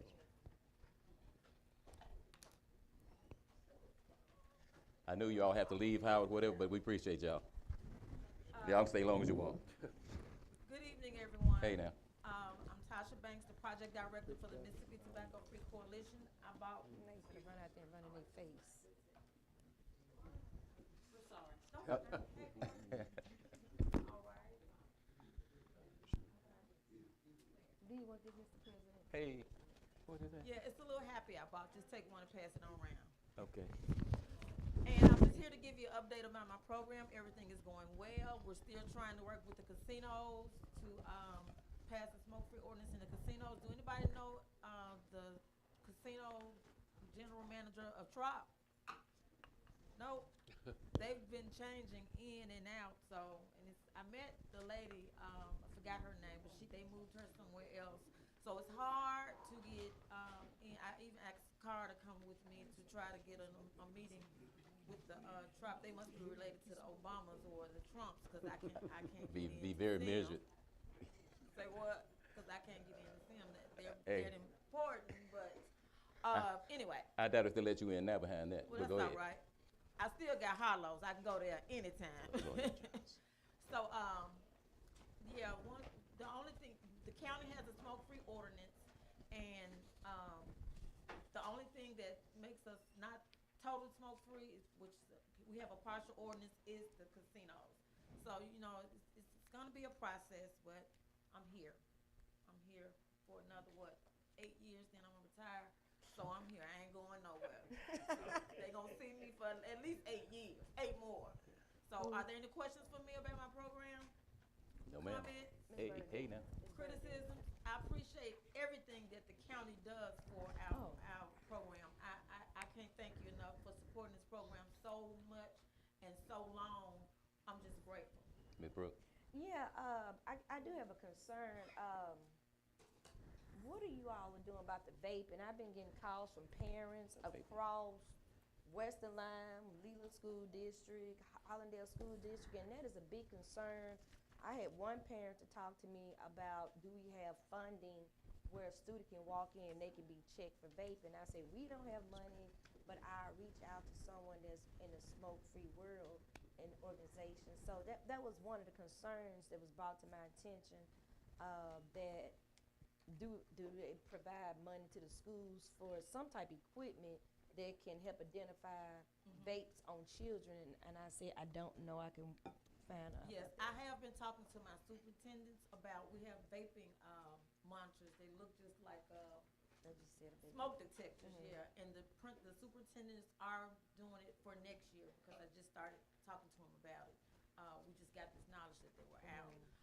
We are going into the schools and doing the Catch My Breath. It's a 4-week, implementation of teaching kids about vaping, what it consists of, refusal skills, and, it's going well. Because I'm hearing they're doing the vaping in the bathrooms, because through the And that's schools where they're have putting it. cameras everywhere. Not only in the bathrooms, they have oh. different halls, they have different spots in the schools where I guess the teachers are laid back and allow them to vape, but that's where they're going to put the vaping, this vaping. In the tool. bathrooms. In the bathrooms, Okay. in these little hiding spots. I heard one, student told me, well, you know, at such a school, we go up under the step. I said, you do? He said, yeah. I said, oh, okay then. So I told the principal, when you get yours, put yours right there. And then what they do, they're silent. They go to the principal's phone and make a noise, and then the principal know to go there. But also, I'm teaching the principals, like South Delta High School, when it's time for the kids to go to school, have a coach or someone in the bathroom to make sure that they're handling their business and they're coming on out of there. So, you know, we're giving them different techniques that the schools can use to cut down. And also, one other piece, have you talked about creating some type of parenting group? Because I'm hearing more and more parents talk about the vaping, and I think maybe some type of parenting group at each school district to help decline the vapor use in our youth. They are inviting me to the PTO meetings, so I do go to PTO meetings at the schools, at the elementary schools, because, you know, like I shared with you a couple of years ago, it was sad that I got 2 8-year-olds got caught vaping at an elementary school. So I do go to the PTO meetings and educate parents. And I go to the adult daycare to educate grandparents, because the lady said, well, that's what that boy had over there. I thought that was something for his computer, because, you know, they look like jump drives. And I said, you know, man, if he doing this study, I got him. I'm going to see what he doing next time. I got him. So, you know, I'm educating the older parents, too, because they need to know what their grandchildren are doing, because they just getting over, you know. They look like pens. They look like jump drives. They look like highlighters. So they're fooling the parents, the teachers. So we go to the teachers, the parents, the principals, superintendents, and like I say, even go to the adult daycares to educate the grandparents so they'll know what's going on. And They'll if it's be hip to something the I game. can do to assist, you know, I'm just a phone call away. Yes, ma'am. Thank you so much. All right, Lee? Just keep up the good work. Thank you. We've come a long way over the years, you Yes. know, and Yes. I can remember, I'm 59 years old, I hot. remember sitting in the restaurants, my parents smoked everywhere, every building you went into, you go to school, your clothes Yes. smell like smoke, so keep it up. Thank you. Any questions for me? Oh. Comments? Ms. Banks, we appreciate You you. got a question? Thank you. I appreciate everything that this board does for this program in support of me and this program, and thank you. Thank you. All right, Ms. Johnson?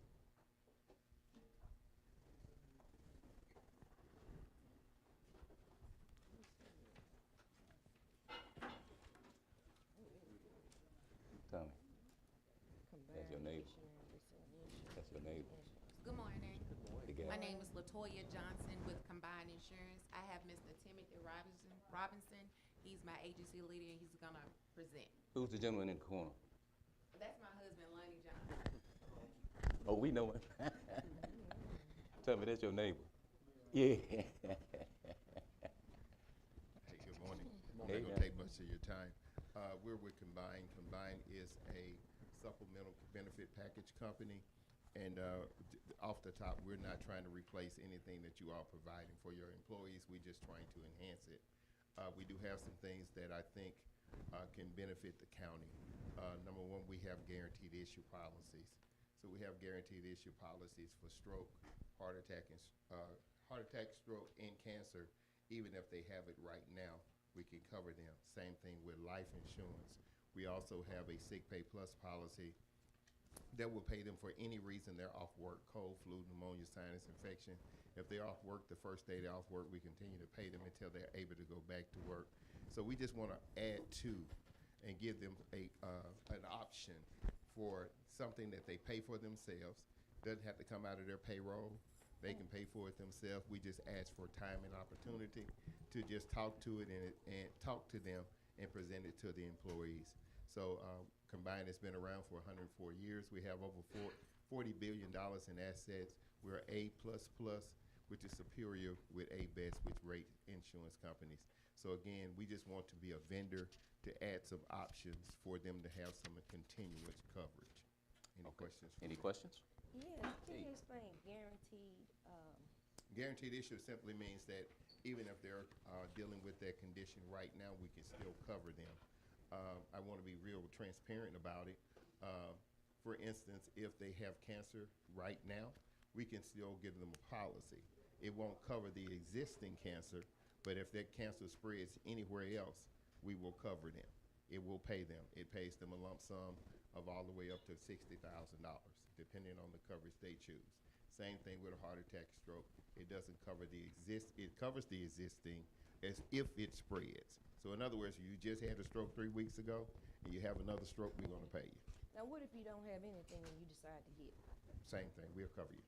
All right, so it'll cover you just because you got it, or just pay you certain X number of dollars you have it, or So you have to be off of work, it or pays what? with the cancer, heart attack, stroke policy, it pays a lump sum and then it pays a daily benefit every day they're in the hospital, or if they have to have radiation or chemo, or if they have to have services done going forth in the future. The Sick Pay Plus policy pays a daily benefit as well, and it is regardless of how minor it is, and it pays just on a doctor's note. It is really truly sick pay, but they do have to have a doctor's Do note. we have, it's like long-term and short-term So we have short-term disability. disability? Is that the same thing or something totally different? Sick Pay Plus is a short-term disability policy without the elimination period. So with, we do also have a true short-term disability policy that will start 7 days after they've been off work for 7 days, and then we'll start paying then. And then long-term? We don't do long-term. We do. Don't do long-term. No, ma'am, we don't do long-term. We do have the Sick Pay Plus, and we do have short-term disability. And again, they can pay for this themselves, but we can also give them a group rate as to Washington County. We can give them the group rate, but they pay for it themselves, so the county don't have to worry about taking it out of their payroll. It's totally up to them. And this is paid directly to the employee. All this is paid directly to the employee. Every benefit is paid directly to them. Any other questions? Go ahead, sir.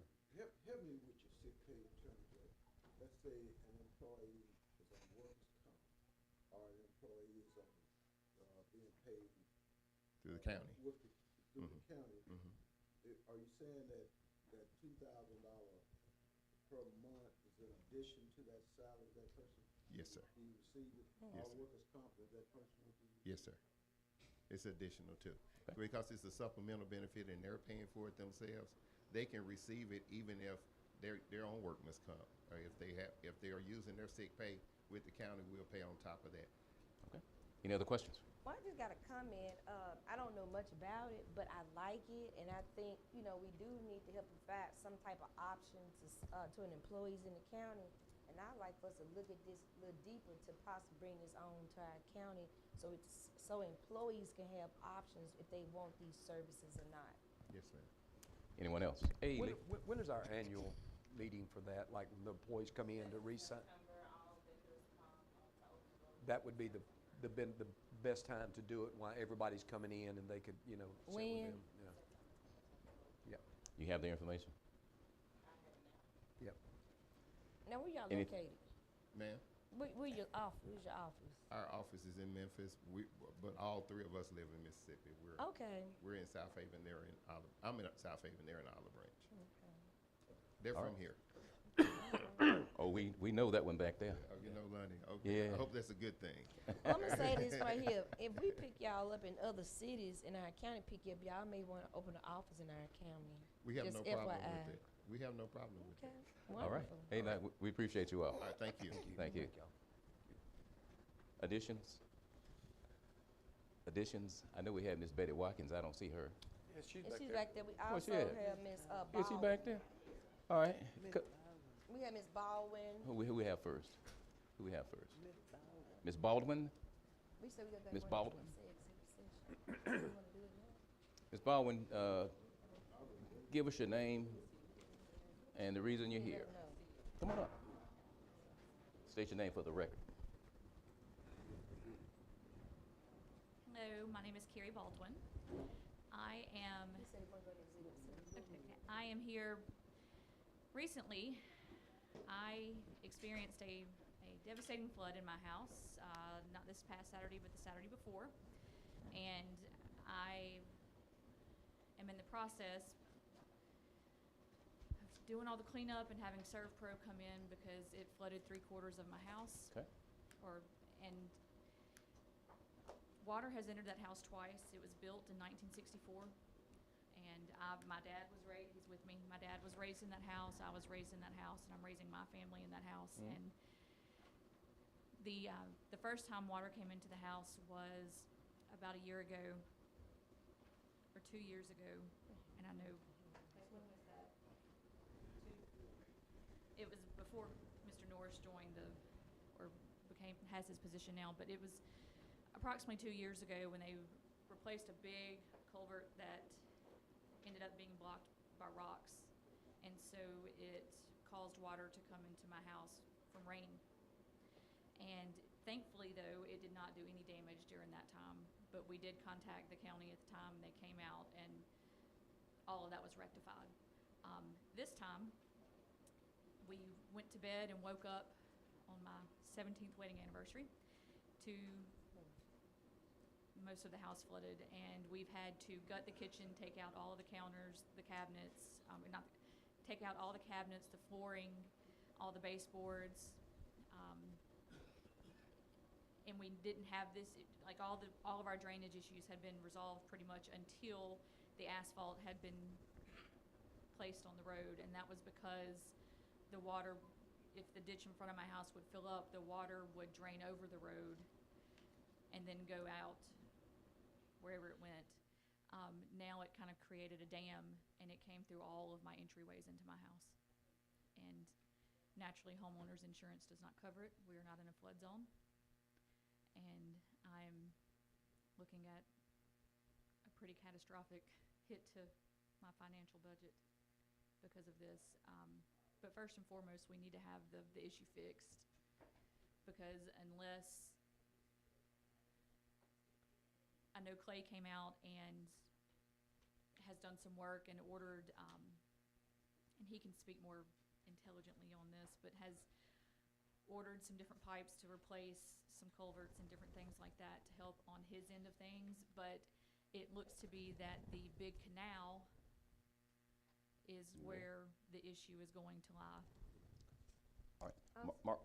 Mr. President, also now that video up there, Okay. that's what took place in her home. Okay, Mark, you familiar with this? Yes, sir.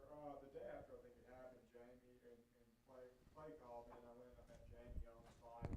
They had gone out and cleaned some of the ditches adjacent to it. We did go out the following day, I think it was last week.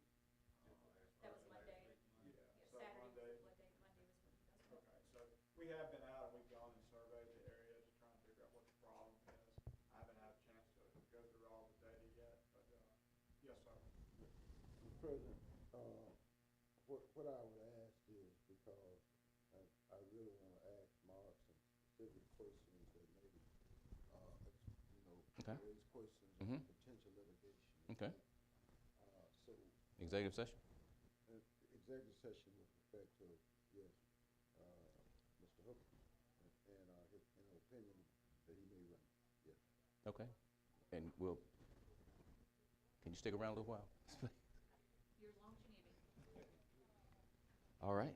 Thank you. Thank you. What was the other addition? What was the other addition? The loop out, oh, we gonna No, go. I'm gonna give hey, Ms. Watkins.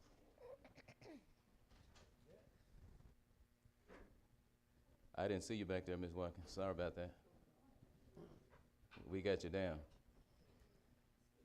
Ms. Watkins was added to the agenda. She has a concern that she'll share with us, and her concern. And Ms. Watkins, you tell the board why you're here. Okay, good morning. Good morning. I'm here because I'm having problems, and excuse my voice. Pull the mic a little closer then. Yeah. Is that okay? Yeah. I'm having problems with my tax being assessed, I think, equally to the other people that's in the same neighborhood. And the first one I want to bring up is the 337 North Field Street. I was taxed on this for $521. I have some pictures. I have pictures the way the house was 2 years ago. And I also have I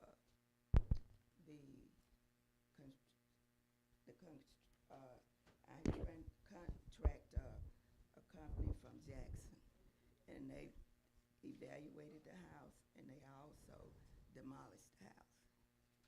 Now, when my husband bought it, it had 3 structures that's on that lot. So it's no surprise to me that when the tax assessor's office looked it up, so he found 3 structures. But that's the same thing it's been for years. And this house, I agree, it's in a declining condition, and it's not rentable. And every year, instead of it's going down, it's going up.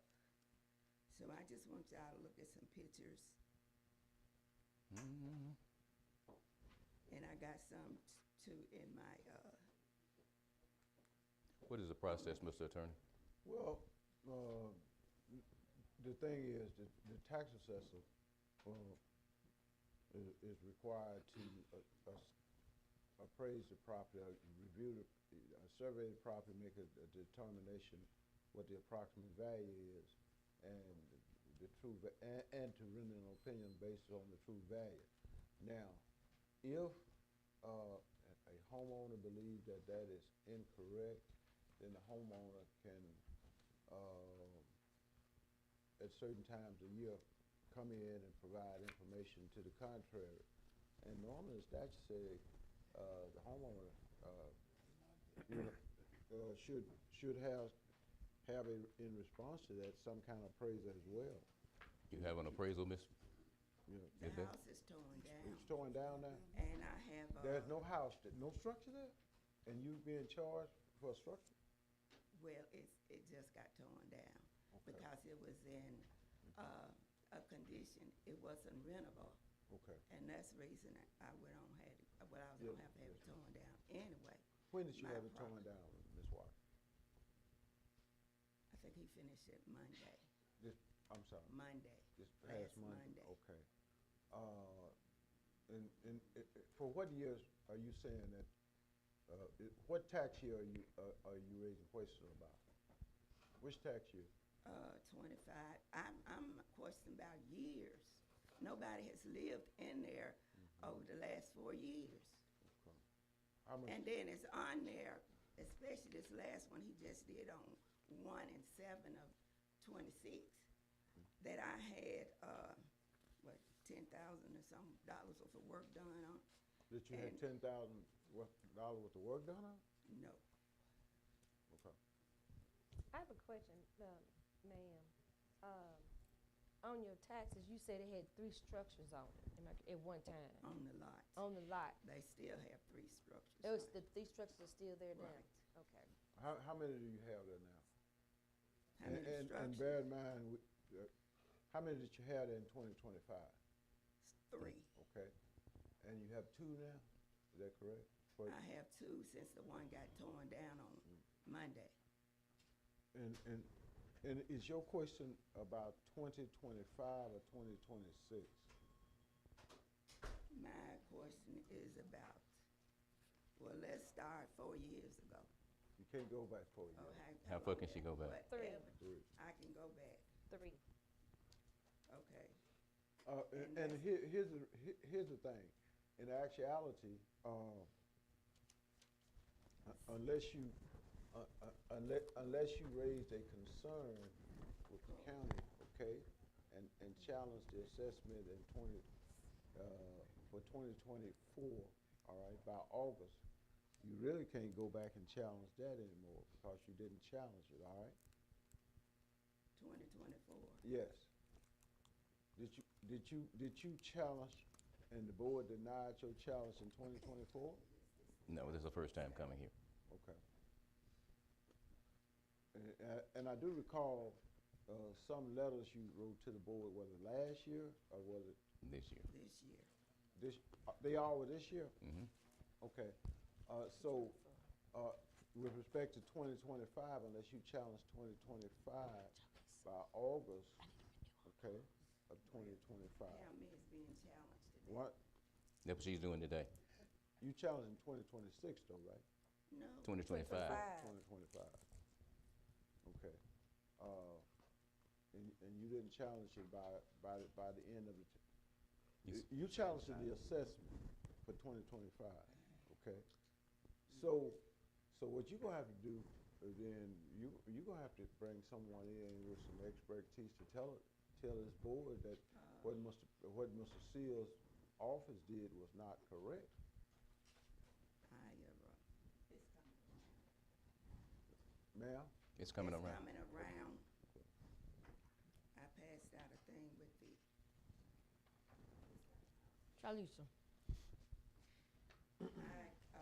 I use reconstruction of Clinton, and I got a copy of his license and his evaluation. Okay. Oh, it's this side Thank of you. the house. Land improvement. Thank you.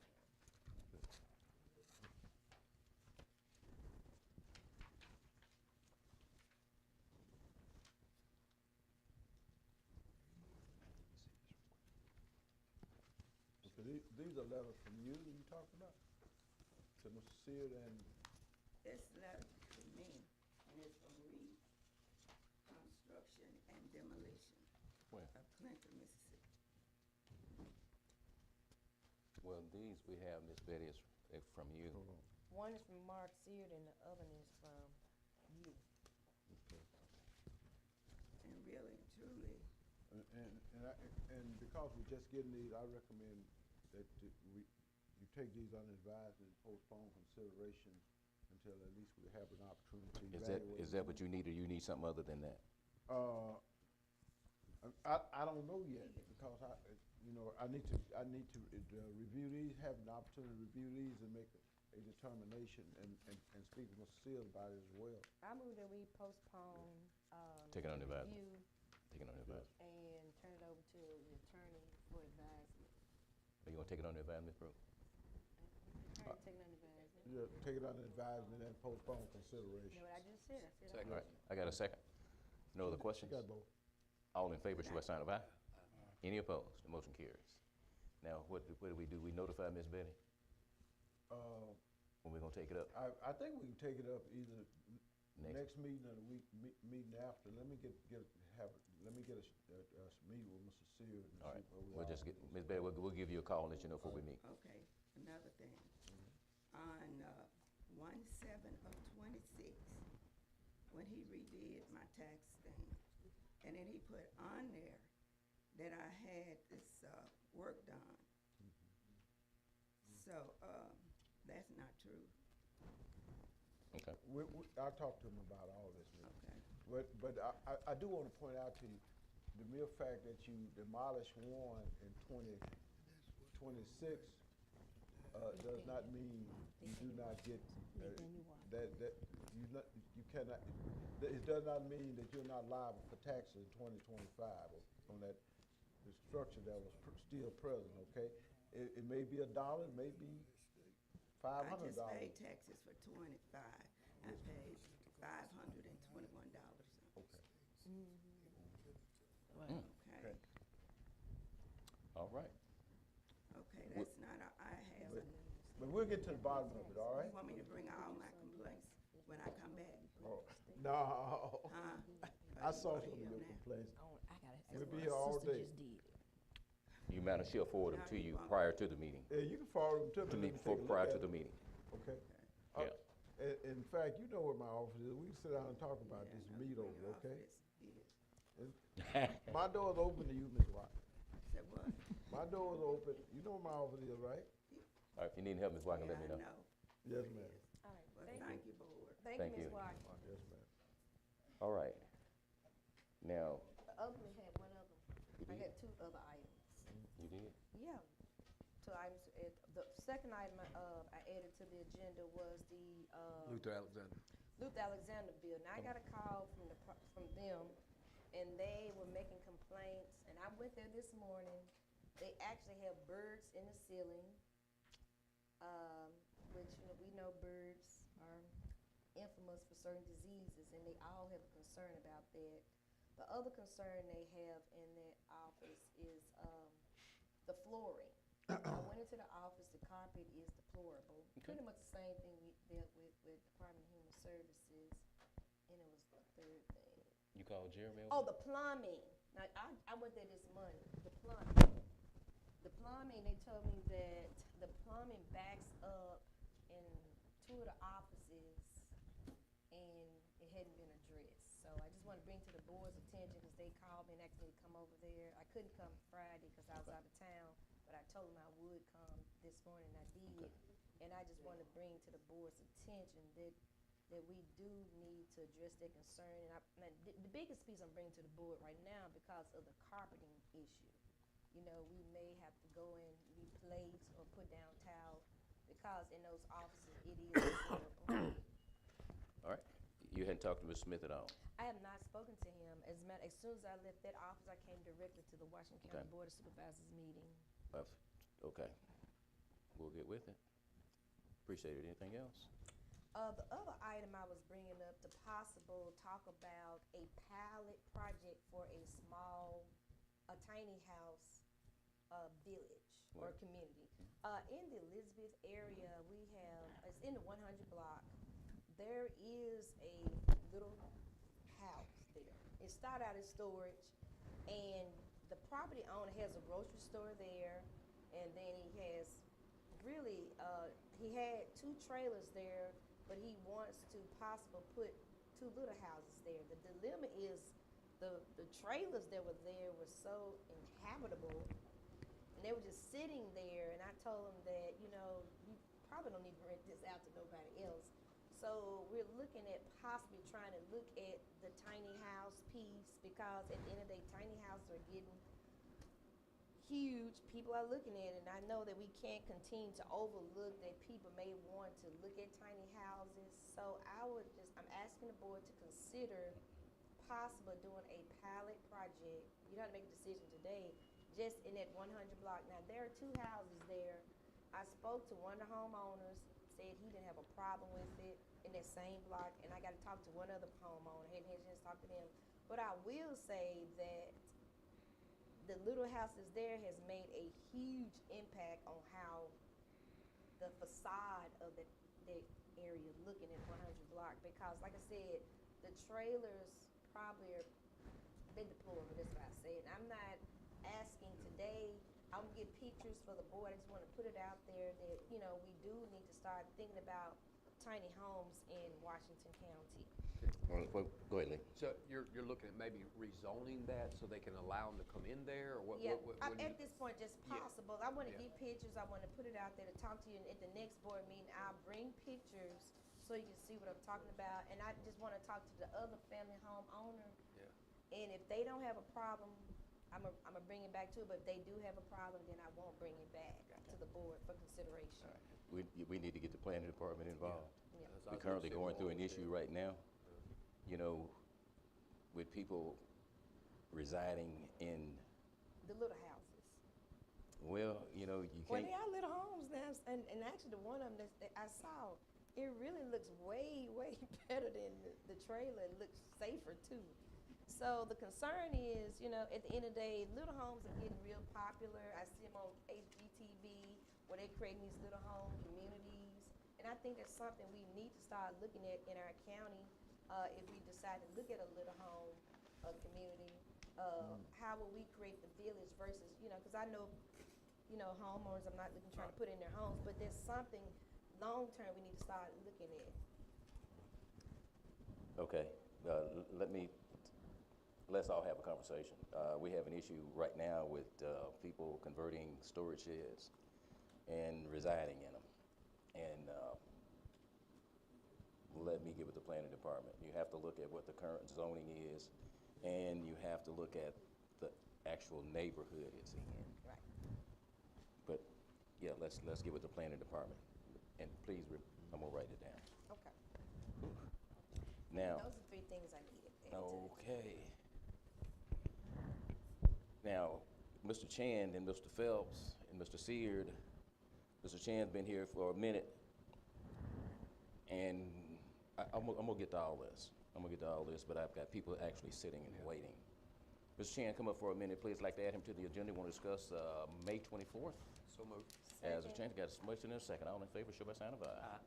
Mr. Chan has requested a change for GPS, Greenville Public Schools. Yes, sir. For Greenville Public School District, we always submit our calendar of events for the year, normally around July, August for the year. Due to testing and other things, we have to shift some dates around to make sure that all of our children are recognized for their promotional and transitional ceremonies. All right. Now, this has happened to be the Sunday before Memorial Day. Memorial Day. Yes, sir. And so the board needs to approve because that'll involve, county associates working on that Sunday. So moved. Got a motion and a second. All in favor, show by sign of aye. Aye. Any opposed? Is it the graduation? This would be the transitional ceremony for T.L. Weston Middle School. Oh, from middle school to high school? We call it Yes. graduation, yes. Yes, we Hey, tend to have. he on his job right now, transition. Yes, promotional ceremony for our 8th graders for T.L. Weston. Monday is the holiday. 26th will be promotional ceremony for Coleman. 27th is the graduation for Greenville High School. Okay. All right. You all are more than welcome. It's a county building. We I love to went see y'all last, there. I went to Greenville High. That's it. We would love for y'all to come. Well, they All right. do them all Ms. over. Chan? That's new terminology. Thank you. Now, when you first said transition, what I think about when you say transitioning, leave it where it is. Appreciate you, man. Thank you. Thank you. Thank you for the Thank you, Ms. county, and Chan. I hope that you'll enjoy your little happies from Greenville Public School District. It is at All no right. cost to the taxpayer. Mr. Errol I Phelps, try you want to to see go. us? I'd like a motion to add Mr. Errol Phelps. Mr. Phelps, give us your name and your business. I can take a motion. So moved. My name is Clarence Earl Phelps. All right, I got a motion. Earl Field. I need a second. I'm a second. All in favor, show by sign of aye. Any opposed? Motion carries. So Hey, give Ms. permission to allow alcohol during an event I'll have on June 5th. Need a motion? Need a motion? What kind of event is it? Concert. Okay, second. So moved. I got a motion. I need a second. Second. Thank you, Jerry. All in favor, show by sign of aye. Any opposed? Nay. I got one nay. Ms. Phelps, take care of necessary paperwork and, of course, your security. Oh, yeah, we can talk. And Outstanding. you say June 5th? Yes. Who you got performing? Friday, June 5th. You didn't get my flyer? He sent you an email. 50,000 views. He sent an email. Oh, Big Pokey. Hey, man, All right, you Big can't promote up in here, but we'll Pokey. see you. Bye. You can't promote up in here, but go ahead. Let me ask a question. But y'all check out Big Pokey being March, Washington County March, June what? June 5th if you like Pokey. Paper, what now?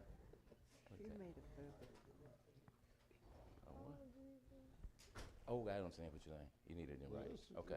What we'll have to do, I'll get Mr. Phelps and make sure he give us that in writing, the request for service of alcohol. That was service. No, he said to be able to Serve ourselves. He said serve. Serve ourselves. Serve or sell. Serve ourselves. He just got to get his state license. And he has to provide minutes from this board approving that. Ms. Seard. Morning. I have my position statement for Producers Rice Mill. They have applied for a 10-year exemption. And all of the equipment that they have requested this exemption on is on hand and in use. The exemption is in the amount of $1,595,591. I recommend that we approve this 10-year exemption to end on December 31st, 2035. So moved. What Got a motion? information? Yes, Got a motion? Is this new equipment? Yes, ma'am. And when was it purchased? I have no idea where it was purchased. I said when. Oh, 25, it's all listed It was, there. it was purchased last year. Yes, ma'am. Why is it coming to us this in 2026? Because that's the general process. They always apply the following year. Okay, after they receive it? Yes, ma'am. Have you seen the new equipment? I have not seen it, but I have spoke to Mr. Kent Lockwood, and he has verified that this equipment is on hand. So why are we going 10 years? Why are we not going 5 years? I just recommend that we allow the 10 year that they applied for. It's up to you all whether you grant that exemption. That's standing. I know it's standard for Washington for County, but not all depreciation. counties. Okay. It's standard for Yeah, our Mr. county, not all Mr. Griffin, counties. Mr. Griffin, what's the process? It's The standard board for has, our the board has discretion on how many years to do it. That's fine, but what's the process? What do you mean, what's the Does it have to go to the Department of Revenue and all that, or what? Some, No, at it's some your point, discretion. yeah, but you gotta approve it first. All right. Now, and by way of clarity, Ms. Brooks, the Sears office cannot recommend it for the year they purchased it because it only starts January 1 of the next year, He okay? explained it very well. All right, I got a motion on the floor. I need a second. Pointed from. Thank you, Tommy.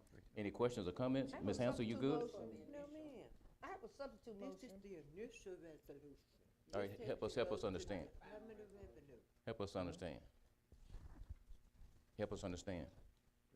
Help us understand. Initially, the company will bring a copy of their application and resolution, initial, and the final resolution to the clerk's office with a $50 filing fee. They also take it to Mr. Sears' office. When Mr. Sears gives his position statement, the board is only approving an initial That's right, application. that's right. Once you do that, it goes to the Department of Revenue. They will send a certification back to the county saying For they final accept approval, or reject. and that's what we said. That's where the evaluation process comes in. Yeah, that's what we said, Ms. So, That's what we said, Ms. Holmes, that, his recommendation be approved by the board and before it can go to the Department of Revenue. Yes, position statement initial, has right, to go Yeah. with this to the state. Yes, yes. yeah, but whether we grant the 10 or the 5 is up to the board. My only concern is when I talk to other counties on things we're doing, because I like to compare and see what we're doing compared to other counties. A lot of counties don't do the full 10 on equipment. Some do, some don't.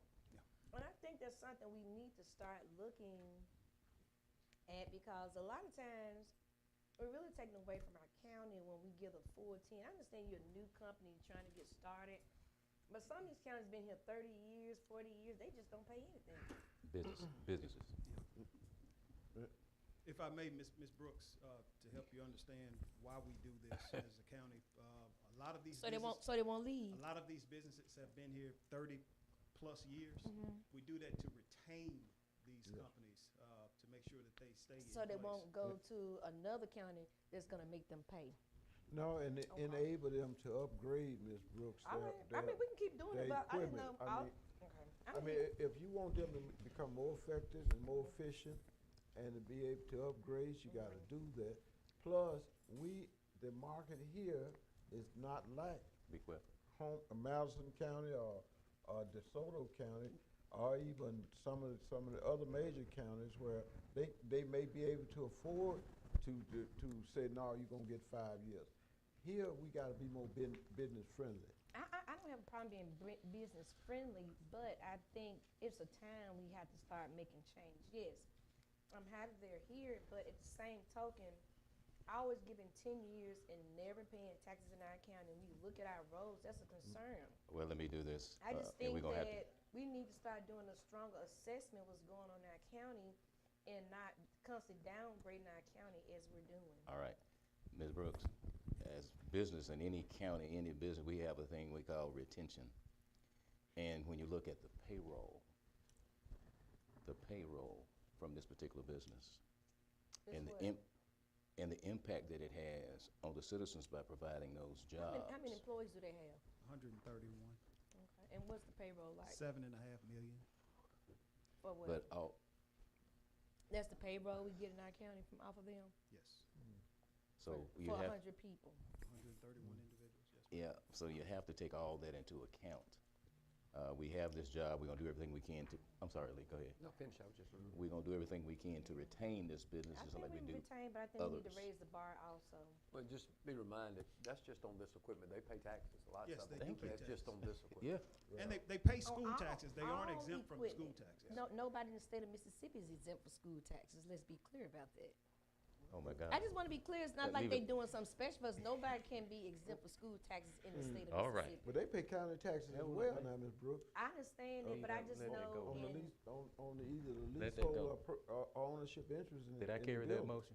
No, You don't all have- I- you didn't have a All I'm second. saying is I'm that gonna second it when you go myself. to other Huh? counties, Tommy guess seconded it. Thank you, they- Tommy. They don't do 10 All right. years. I got a motion and a second. All in favor, show by sign of aye. Aye. Any opposed? I'm gonna vote nay this time. I guess. Thank you, Ms. Brooks. I got one nay. Ms. Brooks? Anything else, Mom? Yes, sir. I received some information from Britt Verdon. I think you received the same information, Mr. Griffin. Anyway, he is, it's a petition for an appeal from the tax assessment. Is that MPD? Goodwill? Goodwill. That MPD? No, sir. This is Goodwill Industries. Oh, Goodwill. What's, Okay. what's their dilemma? You know, they came in. 'Cause they came in and y'all gave them everything they wanted, so what's the dilemma now? Yeah, that was some years. Okay. Yeah. Did we give them everything they want? Y'all gave them everything, they must want more. They don't wanna pay nothing, Thank you, y'all Ms. agree, Seal. and y'all Yes, sir. agreed with it. That it, That's Mark? all I have. Thank you. Appreciate you. Overseer, Yes, sir. Even though they're you, for you and I profit. need to talk about Ms. Watkins when you Absolutely. get a chance. Hey. Absolutely. Okay. First opportunity. Yes, Let's sir. talk about it. Yes, sir. Thank you. Thank you, Mr. Seer. Okay, did we get everyone? We got this time for the executive session now. Did we get everybody? Did I miss anyone? Just before we do that, I need to start with those two right. In reference to, I just got another video. Can't hear you. I just got another video of Delta City Road showing me about the 18 wheelers that is driving down the road, not using the road that they set up on. And we put no big trucks signs on that road. So it's in bad shape. Especially on the Hey, south end. make sure, Is this for somebody doing business? give them a warning or something. We need a record of it, With them folks putting on the please. Yeah. The attorney came out and looked. Hold up. Wait a minute. They're off the path. When you get that call or something, Jerry, the chief is gonna send somebody down right now. They'll be pulled over and they'll be cited. If it's just simply a warning, but we'll have a record of it. So I have a question. They get a warning, they do it again, then what? What happens is we have a record that they were actually on this particular road, and we don't get stuck with the bill, them saying we didn't travel it. Now, they have a bond on how many roads, Clay, one or two?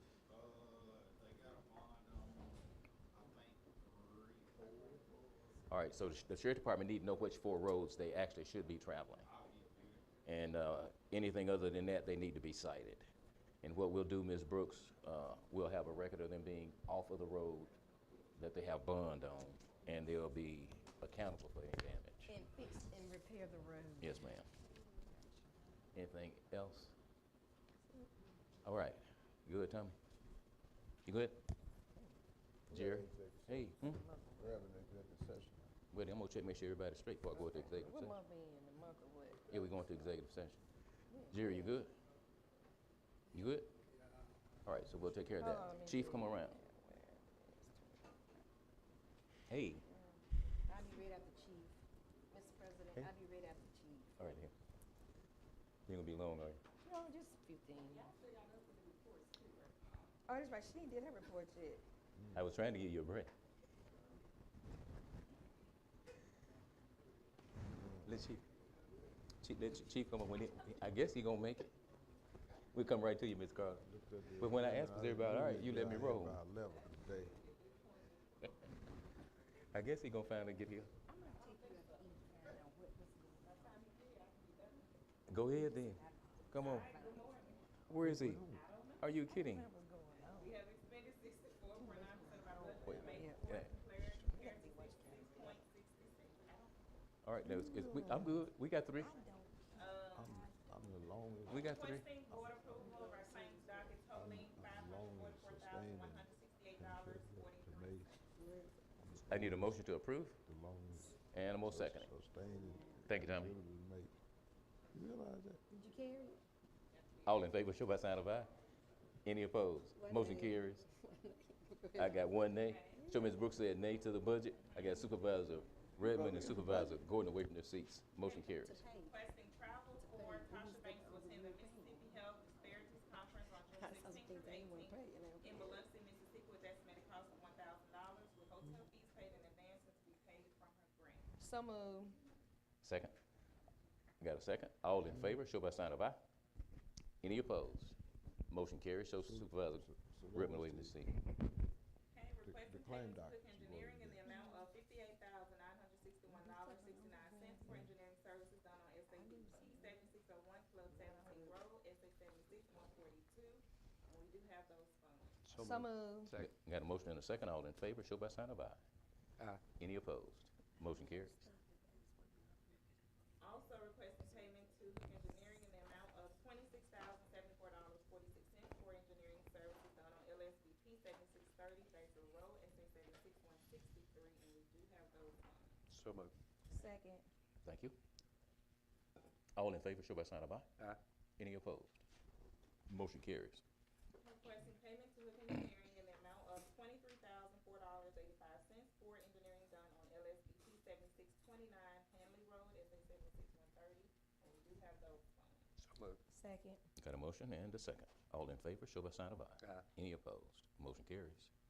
The clerk is requesting payment in the amount of $9,500 for conducting the Republican Party primary election that was held on March 10th. There is an amended signed contract with an amount, it's on page 16 through 20, How much is the amount? $9,500. For who? Circuit clerk. That was what was requested to go back and, that was what we talked about last meeting, that Yeah. the contract had to be signed and amended. I still have hard, that's triple the amount of the other. Well, you have a motion on the floor. Advisors, Attorney Griffin. There was some problem with the contract last time, and I haven't seen the contract since, so I cannot advise on. I make a some motion, let the attorney take a look at the contract before we vote on, maybe table it to next meeting. I would rescind my motion and second his motion. I got a motion to second. To review the Table or, contract. what you calling it, Griff? For the attorney to review it. Postpone or what? No, he made a motion for him to review the contract. Until the next meeting, we're gonna postpone the next meeting, you can? There was a motion and second. All right, all in favor, show by sign of aye. Aye. Any opposed? Motion carries. And the election commissioners are requesting an addendum to their current contract with ES&S to purchase an additional 4 DS200 voting machines in the amount of $39,990 for backup when machines need to be replaced at precincts and other machines are malfunctioning. Need a motion? I got a point of Need a information motion? on that. I am a little concerned about that because it's not like we had the different machines. It's not like they were doing paper ballots. We have paper ballots now, and all you do is just put the machine in the little machine. We only got 19 machines, for one for each precinct, and we Right. mess up. So how many more machines they looking to purchase? I just think that's too many because all you doing is putting, have we had any machines to stop mess up? All right. Okay. And how did we address it? All right. I just think in getting 4 is so many. I could see 2, but not 4. Okay. But all you're doing is just All right. feeding the paper into the, it's not like we have Okay. each individual Give 'em a machine. I just think we only should get 2 instead of 4. Thank You you. need I some got a backup motion. machines. I agree. I do got a agree mo- we need can I get a backup. motion? I just think we only need 2. And I need a second. I got it second. All in favor, show by sign of aye. Aye. Any opposed? Nay. I got one nay. Motion carries. Hey, asking the board to accept the transfer clerks over the cap fees in the amount of $142,304 for 2025, and also to accept her annual financial report to be included in the minutes. So moved. And a motion. Second. And a second. All in favor, show by sign of aye. Aye. Any opposed? Motion carries.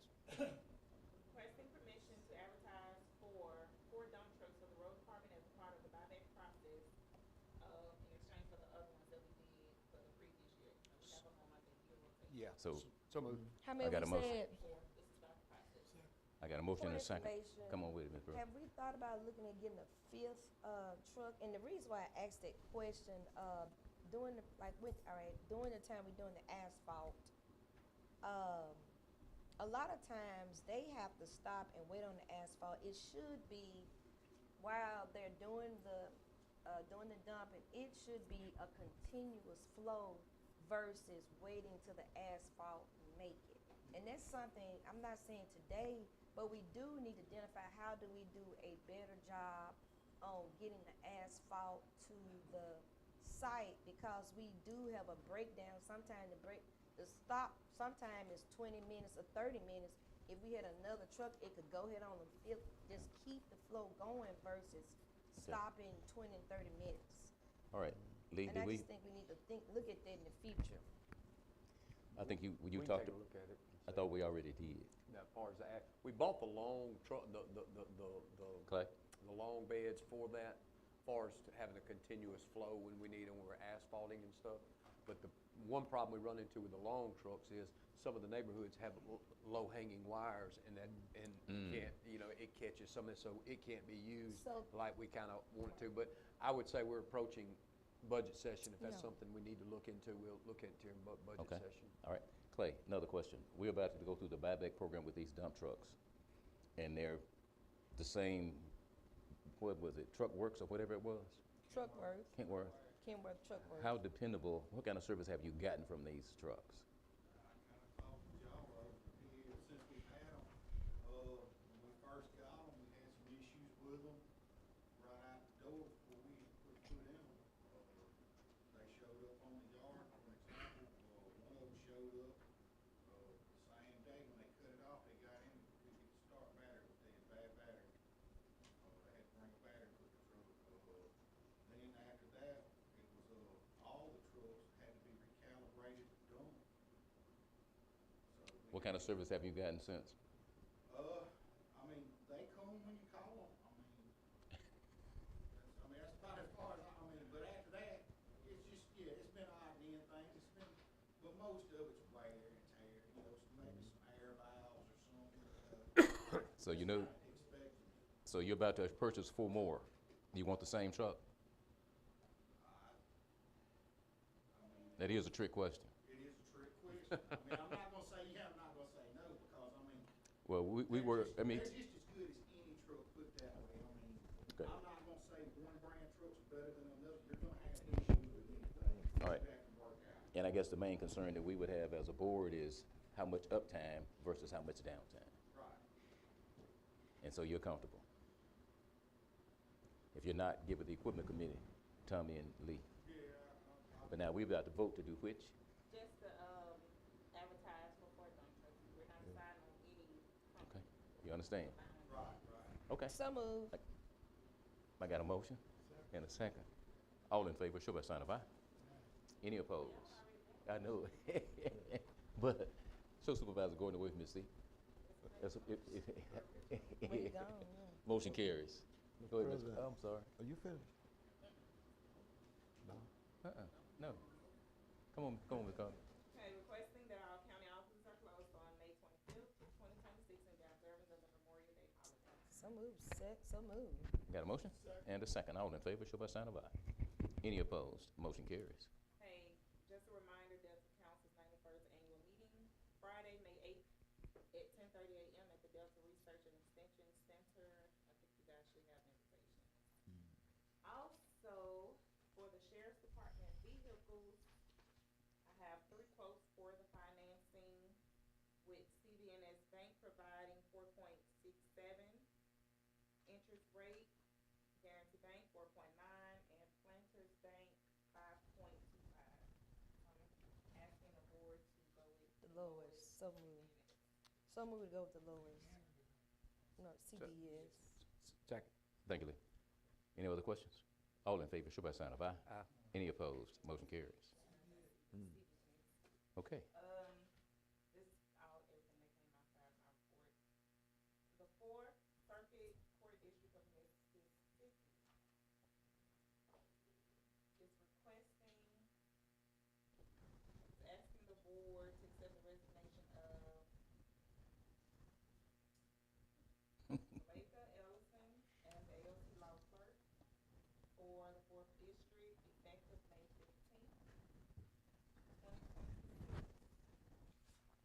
motion? So moved. And the- Sorry, and to appoint Darnell Pratt, at a salary of $113,900 plus benefits, with Washington County paying its portion of 43% effective May 18th. So moved. Second. You said? Second.